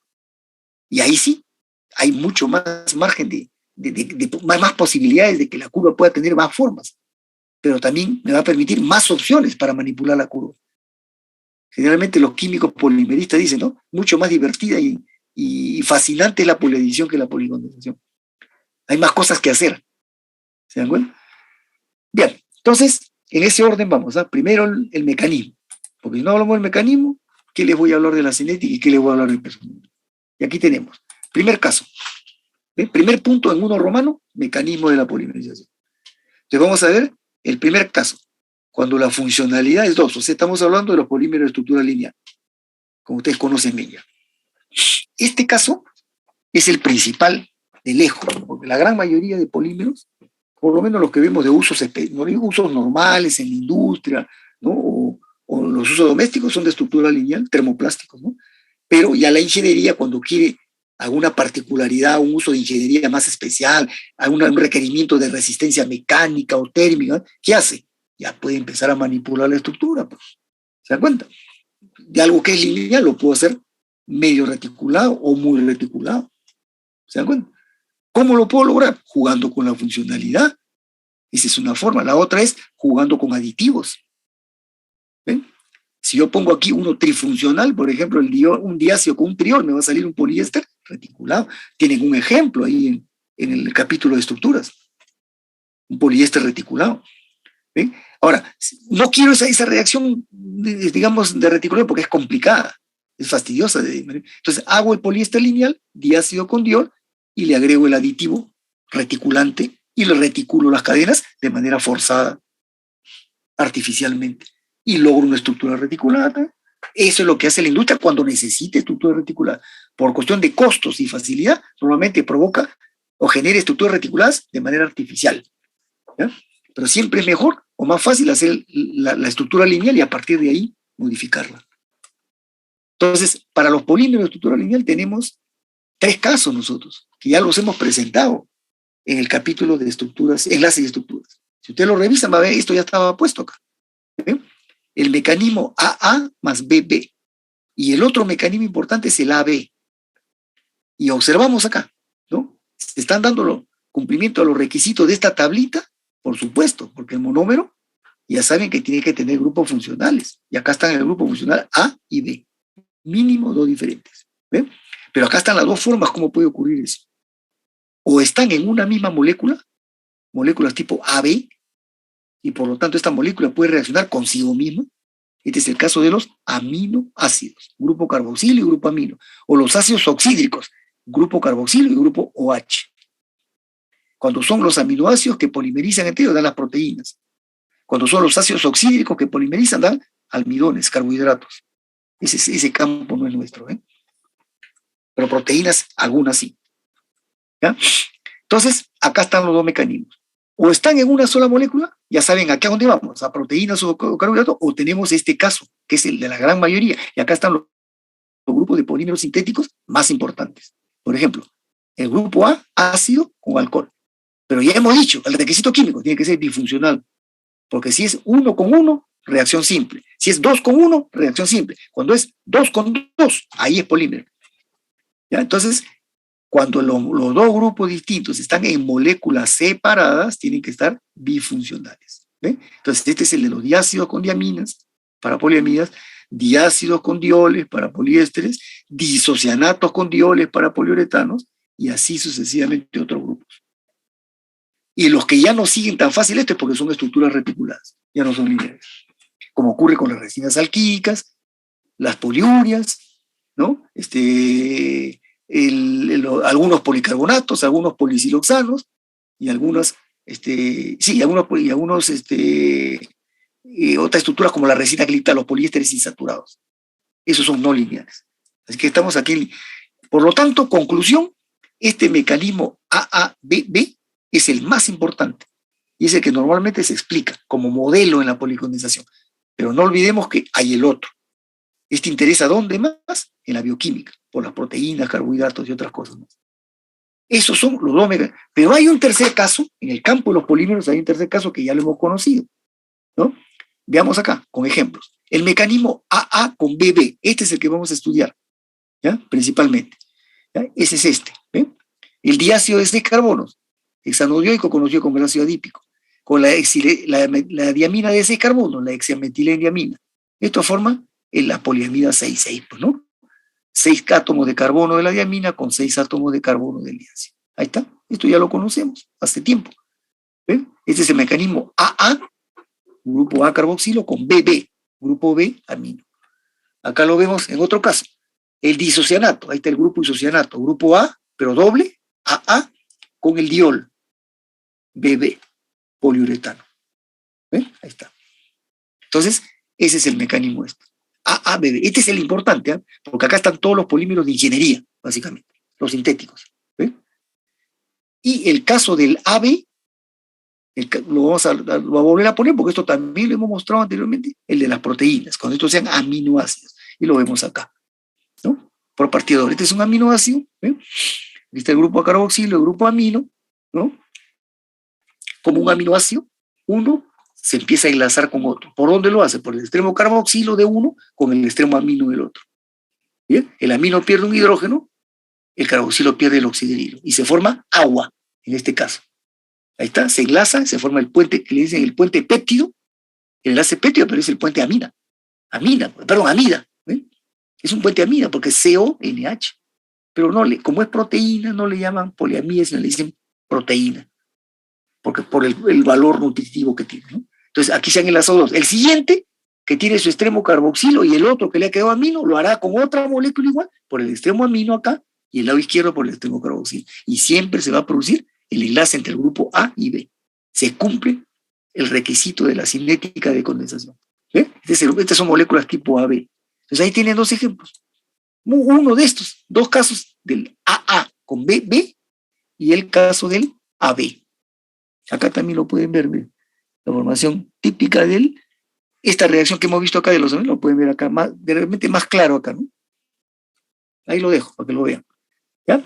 Y aparte de estos dos mecanismos que en la cinética de la condensación son los que se presentan normalmente, a medida que uno profundiza en este tema, se recuerda que también hay un caso adicional, que es un caso particular de cierto grupo nomás, que es el de las caprolactamas y caprolactonas, que son esos anillos saturados heterogéneos, ¿eh? Que tienen el grupo NH y el grupo O. Como mínimo tienen esto, pero pueden tener otros átomos acá también. Entonces, estos anillos que son saturados se rompen fácilmente, se aperturan y generan esta unidad repetitiva que tienen un extremo CO. Por un lado tienen un extremo CO y por otro lado tienen NH. Entonces, esa unidad repetitiva que tiene el extremo CO se puede unir con la otra, con otra unidad igualita, pero por el lado NH. Y esta unidad esta que tiene CO acá va a tener NH al otro extremo. Y esta que tiene NH que se encadenó con el CO va a tener el CO al otro extremo. Entonces puede seguir encadenándose. La de extremo CO con otra de extremo NH. Y la de extremo NH con otra de extremo. Y así continúa. Y esas son las poliamidas de un solo número. ¿Por qué? Porque este grupo formado, CONH, es grupo amida. Entonces, de ahí vienen las poliamidas de un solo número, que son con el número de carbonos que tiene la lactama o la lactona. ¿Bien? Este es un mecanismo propio para la condensación, pero solamente importante en estos grupitos como las caprolactamas, las lactamas y las lactonas. ¿Ya? Por eso es que muchas veces los autores, los libros generales de polímeros básicos no los mencionan solamente a estos dos mecanismos, y sobre todo al primero. Pero ya cuando yo cojo un libro más especializado, voy a encontrar a esto. ¿Ven? Y así como hay lactonas y lactamas, hay otros grupos orgánicos minoritarios, menos importantes definitivamente, que dan ciertos tipos de polímeros, ¿ya? Pero que comercialmente no compiten pues, con los grupos más conocidos como poliésteres, poliamidas, etc., ¿no? Ahora, un comentario adicional, ¿no? Este mecanismo de condensación, ¿no es cierto? Lo están viendo acá, porque el grupo AA con BB, mecanismo de reacción entre grupos funcionales. Pero cuando nosotros definimos al principio los tipos de polimerización, dijimos que había este tercer grupo, hoy día se considera apertura de anillos. ¿Ven? Y solamente la diferencia es que la iniciación va a implicar abrir un anillo. Y una vez que se abrió el anillo, el mecanismo de la reacción va a ser igual a uno de los anteriores. Por eso es que mucho tiempo ha demorado en que este mecanismo se lo considere aparte, porque los químicos decían, no, este mecanismo es una variante nomás de los anteriores, la única diferencia es la apertura del anillo, pero después sigue o la condensación o la adición. Pero ha ido creciendo, se han ido encontrando más productos de este tipo, entonces esto ha ido logrando un posicionamiento mejor. Y hoy día dicen, no, está bien, será solamente la iniciación la diferencia, pero esto solamente se da en ciertos grupos, es un mecanismo que no ocurre en otros, entonces es un mecanismo aparte. Y así ha quedado. Hoy día es reconocido como un tercer mecanismo. Y acá lo vemos justamente. Ahora que estamos en la condensación, ese es el caso de las lactamas y lactonas, que son ejemplos de anillos. Este mecanismo no me produciría el nylon 6,6, que es un mecanismo que va a crecer, ¿no? Encadenándose así, formando cada vez que se haga una etapa, va a ser una formación de este grupo amida. Ese es un mecanismo de condensación. Pero, si no rompía el anillo, no había el mecanismo. Entonces, ¿cuál es lo relevante acá? ¿Cómo inicio la polimerización? O sea, abriendo el... Por eso es que con este ejemplo se puede ver que este es un mecanismo en el fondo que tiene pues sus diferencias, ¿sí? Pero una vez que lo abrí, el crecimiento va a seguir tipo condensación como este caso, o en otros casos, como los poliuretanos, va a ocurrir tipo adición. Entonces, hay las posiciones a favor, hay gente que sigue pensando que este mecanismo tercero no debería ser reconocido como un tercer mecanismo. Es una variante nomás de los... Y hay otros que dicen que no, que cada vez es más notoria la importancia de considerarlo un mecanismo aparte. Pero toda la clave en este mecanismo es cómo abro, la tecnología está acá, cómo abro la apertura, cómo es la apertura en la línea. Bien, entonces eso es en cuanto a la presentación del mecanismo. ¿Ya? Una vez que esto se desata, vamos a ver ahora cómo crece. ¿Se dan cuenta? Entonces todavía no hemos presentado recién los tipos de mecanismos que hay, pero ahora vamos a ver cómo es. Tendríamos que ir uno por uno. Tiempo no nos va a sobrar para ver todo lo que quisiéramos. Entonces nos vamos a centrar en este mecanismo, el AABB, porque además es el que representa a la mayoría de grupos y a los más importantes, además. ¿Ya? Sobre todo los polímeros de ingeniería. Seguramente si estuviéramos en la Facultad de Ciencias y edita un curso de polímeros, ellos seguirían mucho por lo de las proteínas y carbohidratos. O los médicos, en ciertas especialidades médicas, ¿no? Sobre todo cuando los médicos hacen especializaciones ya a nivel de maestría, doctorado, ya profundizan más, ya empiezan a estudiar la química de las proteínas, entonces ellos van a centrarse en este mecanismo, porque a ellos pues les interesa eso. ¿Ven? A nosotros nos interesan los polímeros de ingeniería principalmente. Entonces este va a ser el caso que vamos a estudiar en todo el resto del capítulo. ¿Ya? Vamos a ver entonces ahora cómo es el detalle de ese mecanismo de polimerización de este caso. ¿Ya? Por eso mostramos esto. ¿Ven? Y ahí está.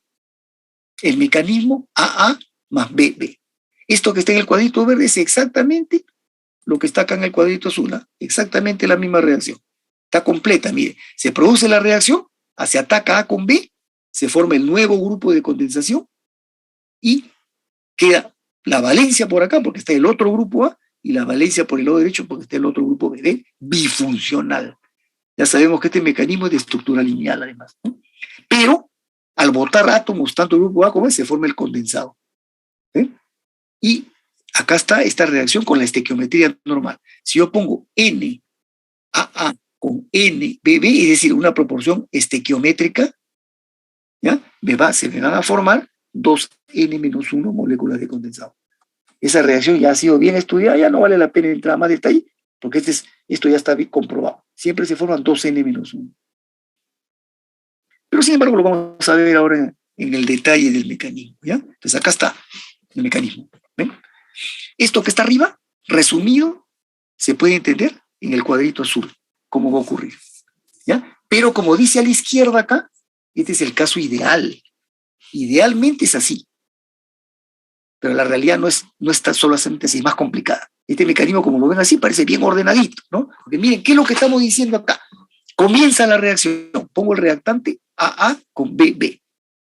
A y B cualesquiera, puede ser ácido con amina, ácido con alcohol, lo que quiera.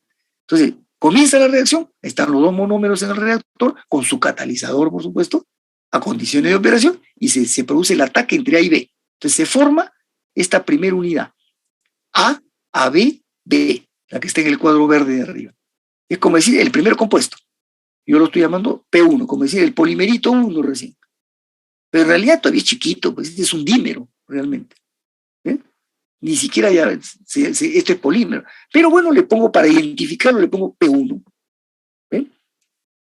Ahora, si yo sigo el mecanismo por etapas normal, entonces este P1, que tiene su extremo o A o B, siempre va a tener o uno o el otro o los dos, ¿ya? Ahí está. Vuelve a encontrarse con el monómero 1 o 2. ¿Por qué? Porque el extremo izquierdo va a atacar a la molécula BB y el extremo derecho va a atacar a la molécula AA. Por eso es que ponemos o M1/M2, a cualquiera de los dos, o los dos a la vez. Entonces, ¿qué hace? Crece una unidad más. Porque al enlazarse, una unidad más ya tiene el doble. Ahí está, ese lo llamo polimerito 2, de 2 unidades. Ahora, ese de 2 unidades, igualito, le queda un extremo de uno o del otro, bifuncional. Vuelve a reaccionar con uno o con otro monómero. M1, M2, forma el polimerito 3. ¿Ven? Y así puede ir sumando, llego a un tamaño, este es un oligómero de un cierto tamaño. Todavía es chico, pero ya es una cadenita chica. Igualito va a tener su extremo A o B. Suma o reacciona por ambos lados y crece un tamaño más. El oligómero PI+1. Y esto sigue y sigue y sigue. ¿Y qué va a ocurrir? Se van consumiendo por los reactantes, ¿no? Va a llegar un momento que de repente ya se consumió. Basta que se acabe uno de ellos, ya no va a haber más reacción, teóricamente. Entonces, esto puede llegar hasta un tamaño ya casi al final, Pn-1, vuelve a sumar su último grupo que queda con el último monómero y crece hasta el tamaño N. Esta es la cadena de polímero de tamaño N. Aquí se han encadenado, hay N unidades repetitivas. ¿Ven? Grado de polimerización N. ¿De acuerdo? Entonces, ¿qué decía la teoría cuando vimos ese cuadro en la parte introductoria? Mecanismo por etapas. Entonces, tiene que formarse el primer compuesto para que una vez formado y no antes de eso, recién pueda reaccionar y formar el segundo. El tercero no se formará si ese segundo no se ha formado primero y reaccione para formar el tercero. ¿Ve? Se forma esta etapa, pasa esta etapa, pasa esta etapa y así la característica es igualita. Yo les pregunto a ustedes, ¿dónde estaba la iniciación y dónde estaba la propagación? ¿Y dónde estaba la terminación? Como pueden ver acá, ahí está, vamos viendo el mecanismo, no distingo, pero de hecho, esta primera reacción podría decir que fue la iniciación, porque tuvo que tener el catalizador, se incentivó a los dos grupos, se atacaron y se formó la primera unidad. Y el catalizador sigue presente, pues. Entonces sigue activando, sigue facilitando la reacción entre los extremos reactivos funcionales de P1 con los nuevos monómeros. ¿Eh? Entonces ahí está la iniciación, pero a la vez que está ocurriendo, la propagación, porque están creciendo las cadenas. Y una vez que se agote 1, 2, o yo la paré, la corte, automáticamente vino la terminación. Pero no me di cuenta, pues no, fueron igualitas todas las etapas. ¿Ven? Por eso decían, las 3 etapas de Flory son iguales, el cuadrito decía, no son diferenciables, no las distingo. ¿Ven? Y son igualitas en la forma en que ocurre, y teóricamente en la velocidad. Teóricamente. Porque Flori lo comentó eso desde el punto de vista químico, pero la ciencia no solamente es química, también es cinética, también es termodinámica. ¿Y qué ocurre? Que esto está ocurriendo dentro del reactor, donde las cadenas se están formando poco a poco y están creciendo y cada vez se vuelven más grandes. Y al ser más grandes, son más pesadas, son menos móviles. ¿Se dan cuenta? Son más lentas. Entonces hay fenómenos de difusión acá. Se van a ocurrir fenómenos de transferencia de masa también. Entonces, si bien la cinética me dice una cosa, pero el fenómeno completo también hace que tome en cuenta los fenómenos de difusión. Las moléculas más chiquitas, que van a ser los monómeros, y las cadenas más cortitas se mueven más rápido. Las cadenas más grandes, más pesadas, se mueven más lento. Entonces, eso tiene un efecto también en la polimerización. ¿Y cuál es la característica de P1, P2, P3, PI más 1, todas? ¿Cuál es la característica? Son cadenas que van creciendo, pero que tienen sus extremos funcionales, como lo tiene el monómero. Entonces, todo esto está dentro del reactor. Y al final se cumple lo que dice. El monómero no solo reacciona consigo mismo, sino con cualquier otra especie presente. ¿Y quiénes son las especies presentes? Todas las cadenas que se están formando en el tiempo. Por eso es que este caso ideal, que se llama por etapas, en la realidad no ocurre así. Porque entran a tallar los aspectos químicos también, pues. ¿Ya? Y los químicos me dicen que el grupo funcional, uno lo que necesita es encontrar al grupo 2, y no importa dónde lo encuentre. Lo puede encontrar en un monómero, o lo puede encontrar en una cadena, un oligómero chiquito, o un oligómero mediano, o en una cadena ya más grande. Donde lo encuentre al grupo, lo ataca, o se atacan. Ese es el requisito químico. ¿Ven? Y por otro lado, la difusión me dice, se vuelve más lenta, la movilidad no es igual. Pero la cinética me dice, todas las etapas ocurren parecidas, de la misma forma, siguiendo la misma característica. ¿Ven? Todo lo que se conjuga, miren, aspectos químicos, aspectos cinéticos, aspectos difusionales. Entonces, ¿eso qué hace? Que este mecanismo tan bonito, ideal que está ahí, en la práctica no es así solamente. ¿Ya? Antes de pasar al caso real, cada vez que reacciona un grupo A con un grupo B, sea entre monómeros y oligómeros, o entre oligómeros con oligómeros, o entre monómeros con cadenas, cada vez que reaccione, se forma un condensado. ¿Ya? ¿Por qué dice 2N menos 1? Yo he puesto N con N. Como cada uno puede reaccionar 2 veces a la vez, entonces cada vez que reacciona A con B se forma un condensado, pero como cada monómero lo puede hacer 2 veces a la vez, porque es bifuncional, en realidad cada etapa, que es entre P1 y los monómeros, va a ocurrir por ambos extremos del oligómero. Entonces va a formar 2 condensados, el doble. Y así, cada etapa que va avanzando forma el doble, porque cada extremo reacciona y cada extremo forma un condensado. Por eso es que para uno que reaccione con uno, se forma el doble de condensado. Y si yo he puesto N con N, se va a formar 2N de condensado. ¿Pero por qué dice menos 1? Porque todos esos detalles que se forman el doble ocurren en todas las reacciones, menos en la primera. En la primera, cuando recién se reacciona el primer grupo con el segundo, solamente se ha formado un condensado. Recién a partir de acá es que se generan los 2 extremos simultáneos. Porque P1 ya tiene en los 2 extremos grupos. Pero recién cuando apareció P1, pero antes no. Entonces, solamente en la primera reacción se forma un condensado, pero en todas las demás, el doble. Por eso es que dicen, cuando yo mezclo N con N, se forma 2N, pero menos 1 por la primera reacción nada más. Entonces, esta es la estequiometría exacta, pero para el condensado. ¿Ya? Nosotros nos vamos a centrar en la parte del polímero principalmente, por ahora. ¿Listo? Entonces, todos los comentarios, este es el mecanismo por etapas, sigue la misma forma, no distingo las 3 fases de Flori, pero existen, ¿no? Y el mecanismo en realidad no es así ordenadito, esto pareciera que fuera bien ordenadito. El mecanismo real es este, ¿ven? Por lo que he estado diciendo. Caso real, se van a formar cadenas de diferentes tamaños. Y acá está la explicación con la flechita que hemos puesto acá. Este cuadrito azul es exactamente el mismo de acá, igualito, pero le he agregado las flechitas. ¿Por qué? Porque la reacción empieza y en la realidad lo que va a ocurrir es esto, no lo anterior. Se ataca el primero, claro, lo primero que va a tener que ocurrir es que se forme por lo menos el primer oligómero, o el primer monomerito, polimerito, digamos, ¿no? Y después empieza, ¿no? Se puede atacar el primero con más monómero, el segundo. Pero ¿qué ocurre? Que como todo esto está junto en el reactor, y el reactor tiene su agitador que está moviendo la masa, la está revolviendo, ¿no? Eso compensa un poco las diferencias de movilidad que va a haber entre las cadenas chicas, medianas y grandes. Decíamos, las grandes son más pesadas, pero con el agitador, un poco que las iguala, ¿no? Hace que todas las cadenas estén moviéndose por todo lado, ¿ya? Y eso, más bien, ¿qué va a facilitar? Que los grupos funcionales distintos que se van a encontrar, que necesitan reaccionar entre ellos, que es el requisito químico, ¿ve? Esos grupos, al estar revueltas todas con el agitador y estar en igualdad de condiciones para encontrarse todos, entonces el grupo A con el grupo B, en la práctica, se mezcla donde se encuentren. Por eso ponemos acá, M1, una vez que forma el polimerito 1, el polimerito 2 puede formar el polimerito 2 y el 3, y esto puede ir avanzando, pero no quiere decir que solamente ocurre así, sino que a medida que va creciendo, de repente el monómero 1 ataca al polímero 2, porque le encontró el extremo opuesto y lo atacó, y condensó, y esto sigue creciendo, de repente estoy en el polímero 3 crece con uno que ya creció más después, más adelante.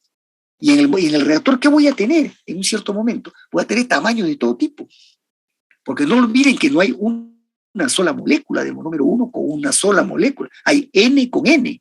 Acá está la reacción en el cuadro verde. Entonces, este mecanismo que está en el cuadro azul es cuando una molécula del monómero 1 ataca a una del 2, pero hay un montón de cada una. Entonces, este mecanismo en el cuadro se puede producir simultáneamente, un montón de veces. Y yo puedo tener moléculas de polímero P1 que van siendo formadas en instantes distintos, aunque muy cercanos, entre moléculas de monómero. Y voy a tener en el reactor, en diferentes sitios del reactor, cadenitas P1, y a medida que van creciendo, cadenitas P2 en diferentes.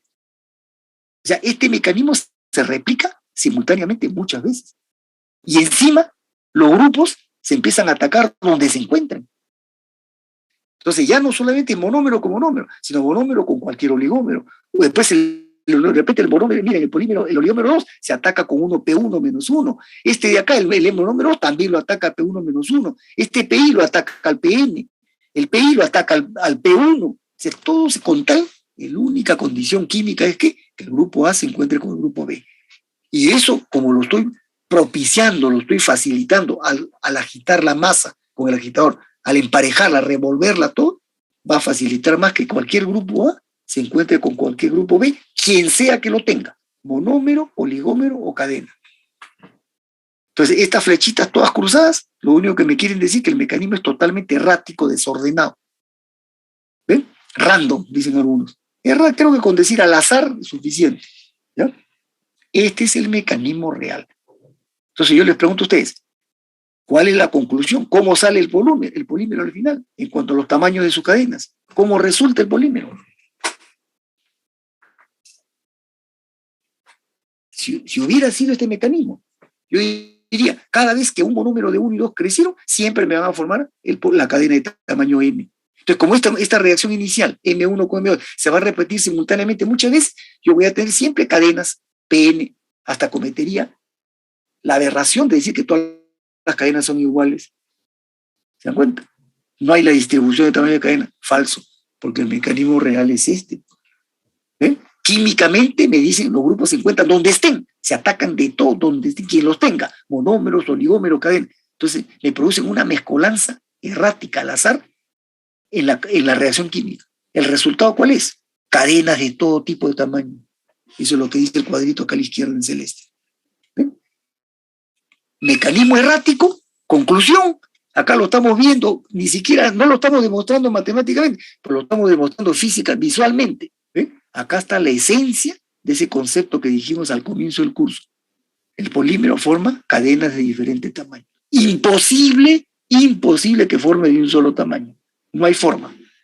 Porque la misma química y el mecanismo cinético, la cinética me dicen que no, me va a llevar a cadenas de distinto tamaño. Y como esto va a terminar en algún momento, el polímero final es eso. La realidad del polímero es esa, cadena de diferente tamaño. Concepto básico en las estructuras. Y si por ahí, que no es el caso que estamos viendo ahorita, uno de ellos, un monómero, ¿no? Tiene una funcionalidad 3, esto se vuelve peor. Entonces ya ni siquiera hay cadenas de diferente tamaño, ya va a haber reticulación. Peor todavía, más errática la polimería. Y sale una estructura tridimensional. Pero no es el caso, estamos viendo polímeros lineales, hemos dicho. ¿Está claro eso? Y con eso damos por terminado la explicación del mecanismo. Del caso, claro, AA con BB. ¿Está claro? Sí, profesor. ¿Ya? Y se forman dos N-1 moléculas de condensado. ¿Ven? Ahora, este condensado, por el momento no nos hacemos problema porque estamos explicando la teoría del mecanismo, pero ya cuando hablemos digamos, del fenómeno conjunto, si esto se va a ocurrir ya en un reactor, este señor condensado juega un papel importante porque es una especie que se está formando acá, está metido el condensado dentro de todo este medio. ¿Me encuentras? Entonces está interfiriendo ahí, y como es una especie que está ocupando parte del espacio a presión, a temperatura, no deja pues tampoco que los monómeros se mezclen entre ellos fácilmente o que los grupos funcionales se activen. Es un obstáculo. Entonces, esa es una razón por la cual hay que retirarlo, aunque sea parcialmente. Pero aparte de eso, cuando uno estudia ya más a profundidad, llega a demostrar muy claramente que ese retiro del condensado favorece la conversión de la reacción. Por lo menos en las reacciones esas que representan la gran mayoría, ese 97% de polimerizaciones, que son exotérmicas. Las endotérmicas no es problema el condensado, pero para las exotérmicas, que son casi la totalidad, sí es problema. Entonces, eso ya es un segundo nivel del estudio de la condensación, el papel que juega el condensado. ¿Ya? Ya les adelanto como concepto, no sé si tengamos tiempo ya para hablar de eso, porque también tenemos que avanzar, pues, la polarización que es larga, ¿ya?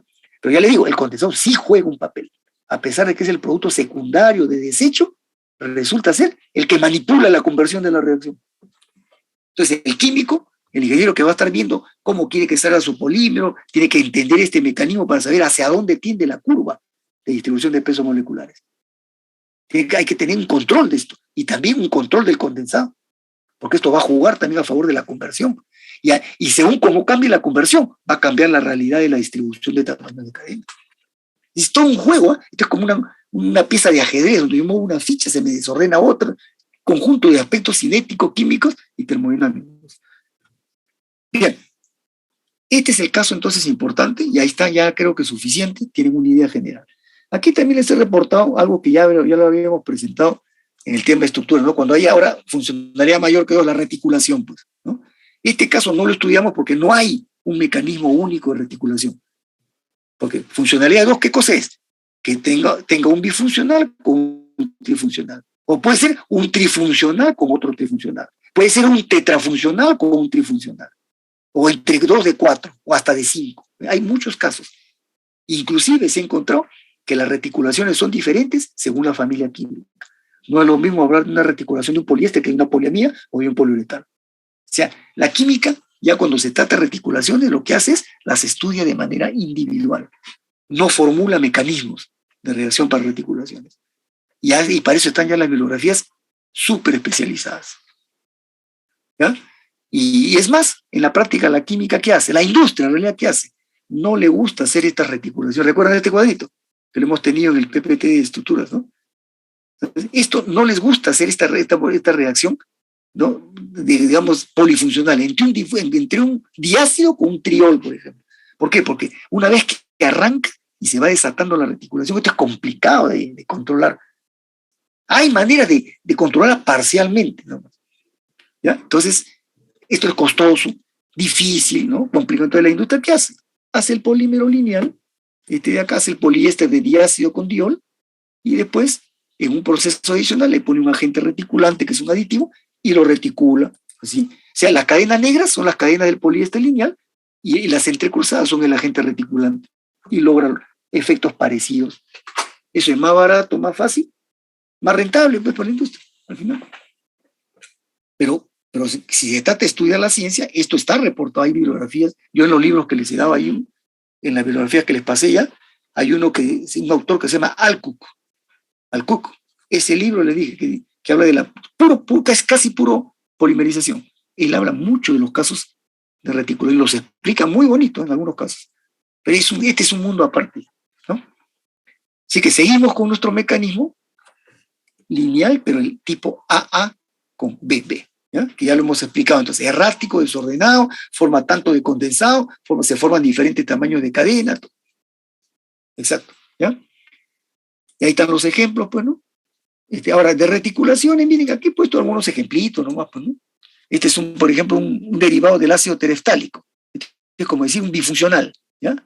Un diácido, pero está en forma de anhidrido, un derivado. Y está el triol, ¿ves? Funcionalidad 2 con funcionalidad 3. Ya, o puede ser hasta un tetraol, miren, un pentaol acá. Entonces salen pues poliésteres altamente reticulados, muy difícil esta polimerización y costosa además. Miren este caso, pero las reticulaciones tienen sus cosas, pues por eso le digo, cuando uno entra a ese tema de las reticulaciones, con cuidado, ¿no? Porque no solamente la reticulación ha resultado que es producto lógica inmediata de la funcionalidad. La funcionalidad es la que define si es reticulado o no, ¿no? Mayor de 2. Pero también se encontró cuando uno juega con la estructura. Miren, este es el caso del ácido terestálico, pero el ácido terestálico tiene los dos grupos carboxilos, ¿no? El ácido terestálico es el benceno dioico, ¿no? Que tiene dos grupos ácidos, pero los tiene en el isómero para, ortometa para acá. Cuando reacciono el para benceno dioico, que es el ácido terestálico, con el diol, ese es el PET, el poliéster PET. Pero ¿qué ocurre? Que cuando lo polimerizo con el otro isómero orto, donde están acá, esta es la posición orto, la meta sería acá, y esta es la par. Cuando es el orto, sale otro isómero, otra estructura polimérica, que en el espacio se orienta de otra forma. Y esto ustedes lo ven acá linealmente, aparentemente es bifuncional, igualito que el terestálico, aparentemente, pero por la posición isomérica que se ha generado, este enlazamiento de acá está en ángulo. ¿Se dan cuenta? Entonces, cuando esto se enlace con otra unidad repetitiva que también tiene esto en ángulo, va generando un enlazamiento desordenado. Y luego ocurre que esto ya no sigue, pues, como está acá en el cuadrito, esto no sigue en línea recta, sino va tomando posiciones en ángulo en el espacio. Y como se van encadenando covalentemente las unidades repetitivas, en la práctica lo que está generando es una estructura tridimensional. Y fíjense cómo a partir, en casos raros, casos especiales así, de dos monómeros bifuncionales que teóricamente debieron haber dado estructura lineal, solamente por cambiar a un isómero, puedo generar una estructura reticulada. Este es un grupito muy particular, que son poliésteres, porque este es un grupo éster, pero esta le llaman resinas gliptal, que aparecieron hace ya muchos años, que son poliésteres insaturados, o poliésteres reticulados, perdón, reticulados, ¿ya? Muy utilizados, son plásticos de alta resistencia mecánica, se han usado como recubrimientos de metales estos plásticos.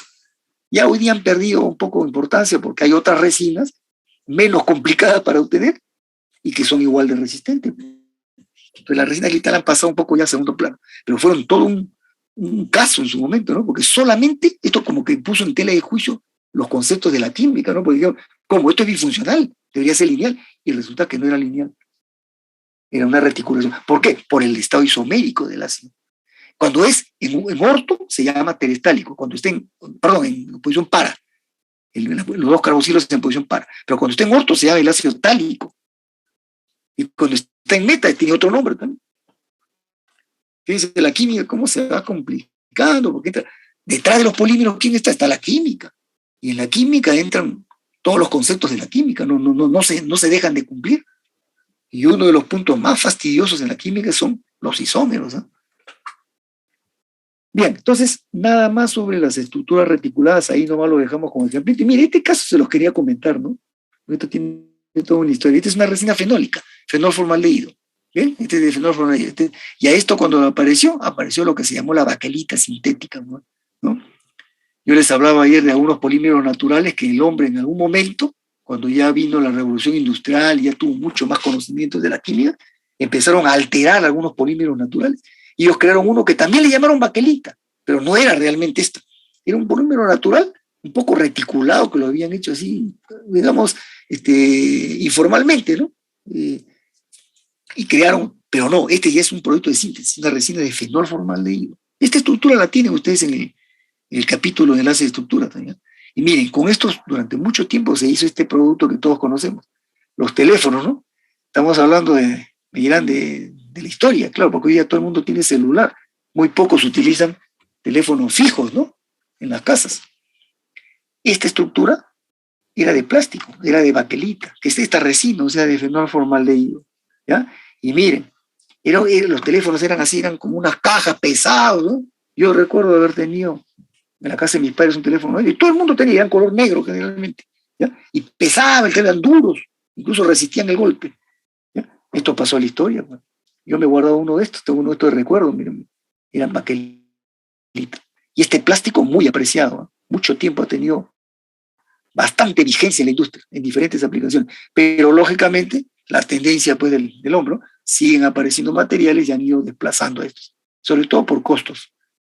Pero este teléfono, miren, era de baquelita y el disco, de repente ustedes ya han usado esto, ¿no? El disco que tiene 10 huequitos, uno para poner el dedo y jalar desde el 1 hasta el 0, uno marcaba ahí, ¿no? ¿Se acuerdan?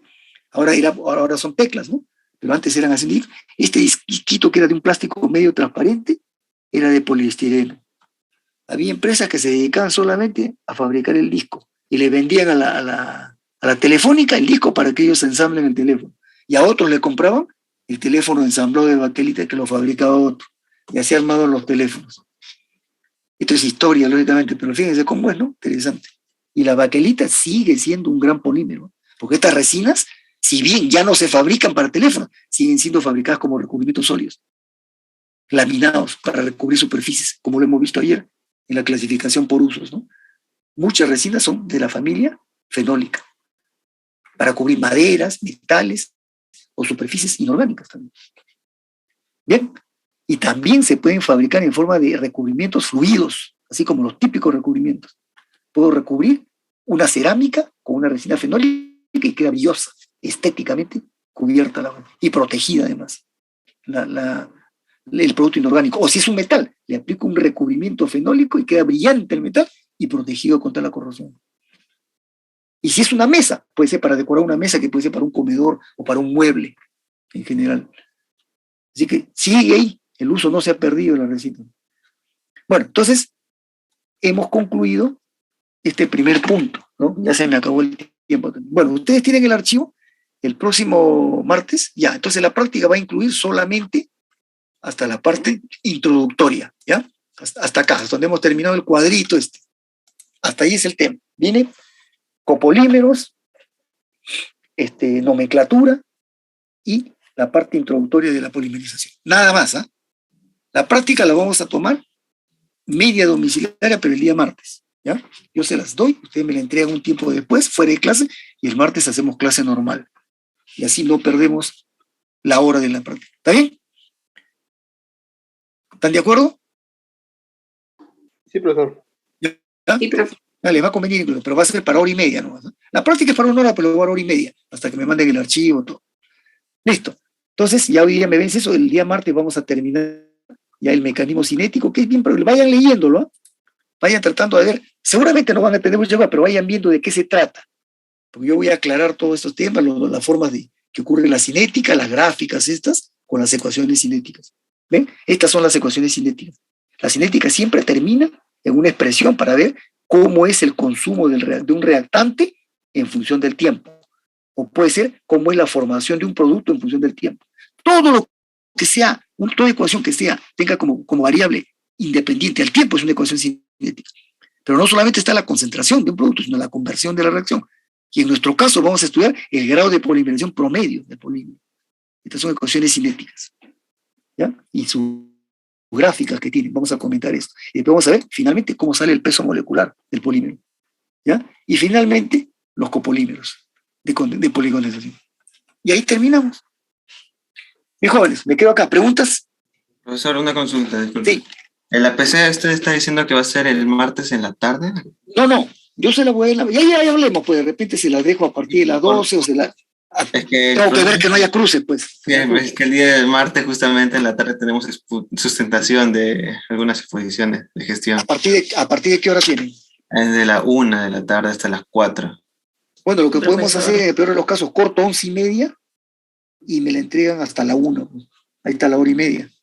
Claro, algo así. Yo les mando la práctica, hacemos 1 hora y media de todas maneras, y 11:30 automáticamente reciben el archivo. Y me o si no, en la noche también podría ser. O puede ser, se lo mando a las 9 de la noche y me lo entregan a las 10:30. Ahí está, puede ser mejor. Sí, también. ¿Ya? Listo, y eso el martes lo vemos, ¿en qué momento? Pero van a tener su hora y media. Sí, pero por la noche sería mejor. Ya está bien. Ya, lo que pasa, lo que interesa es que tenga que ser pues en un tiempo prudencial de igual. No puede ser tampoco que se la doy a las 8 y que me lo entregan al siguiente día. Pues. No, tampoco no justifica, porque es una práctica corta. Listo. Aguamán. Aguamán presente, profesor. Ya, pues voy a cerrar el archivo para ver si hay chat, ¿no? Ya, listo. Presente. Antesana. Antesana presente. Ya, Araujo. Araujo presente, profesor. Ya, Aroni, Aroni presente, profesor. ya, Atúncar, Auqui, Auqui presente, profesor. presente. Valdión, ya, Banda, Bonilla, Sí, presente. Bonilla, ¿no?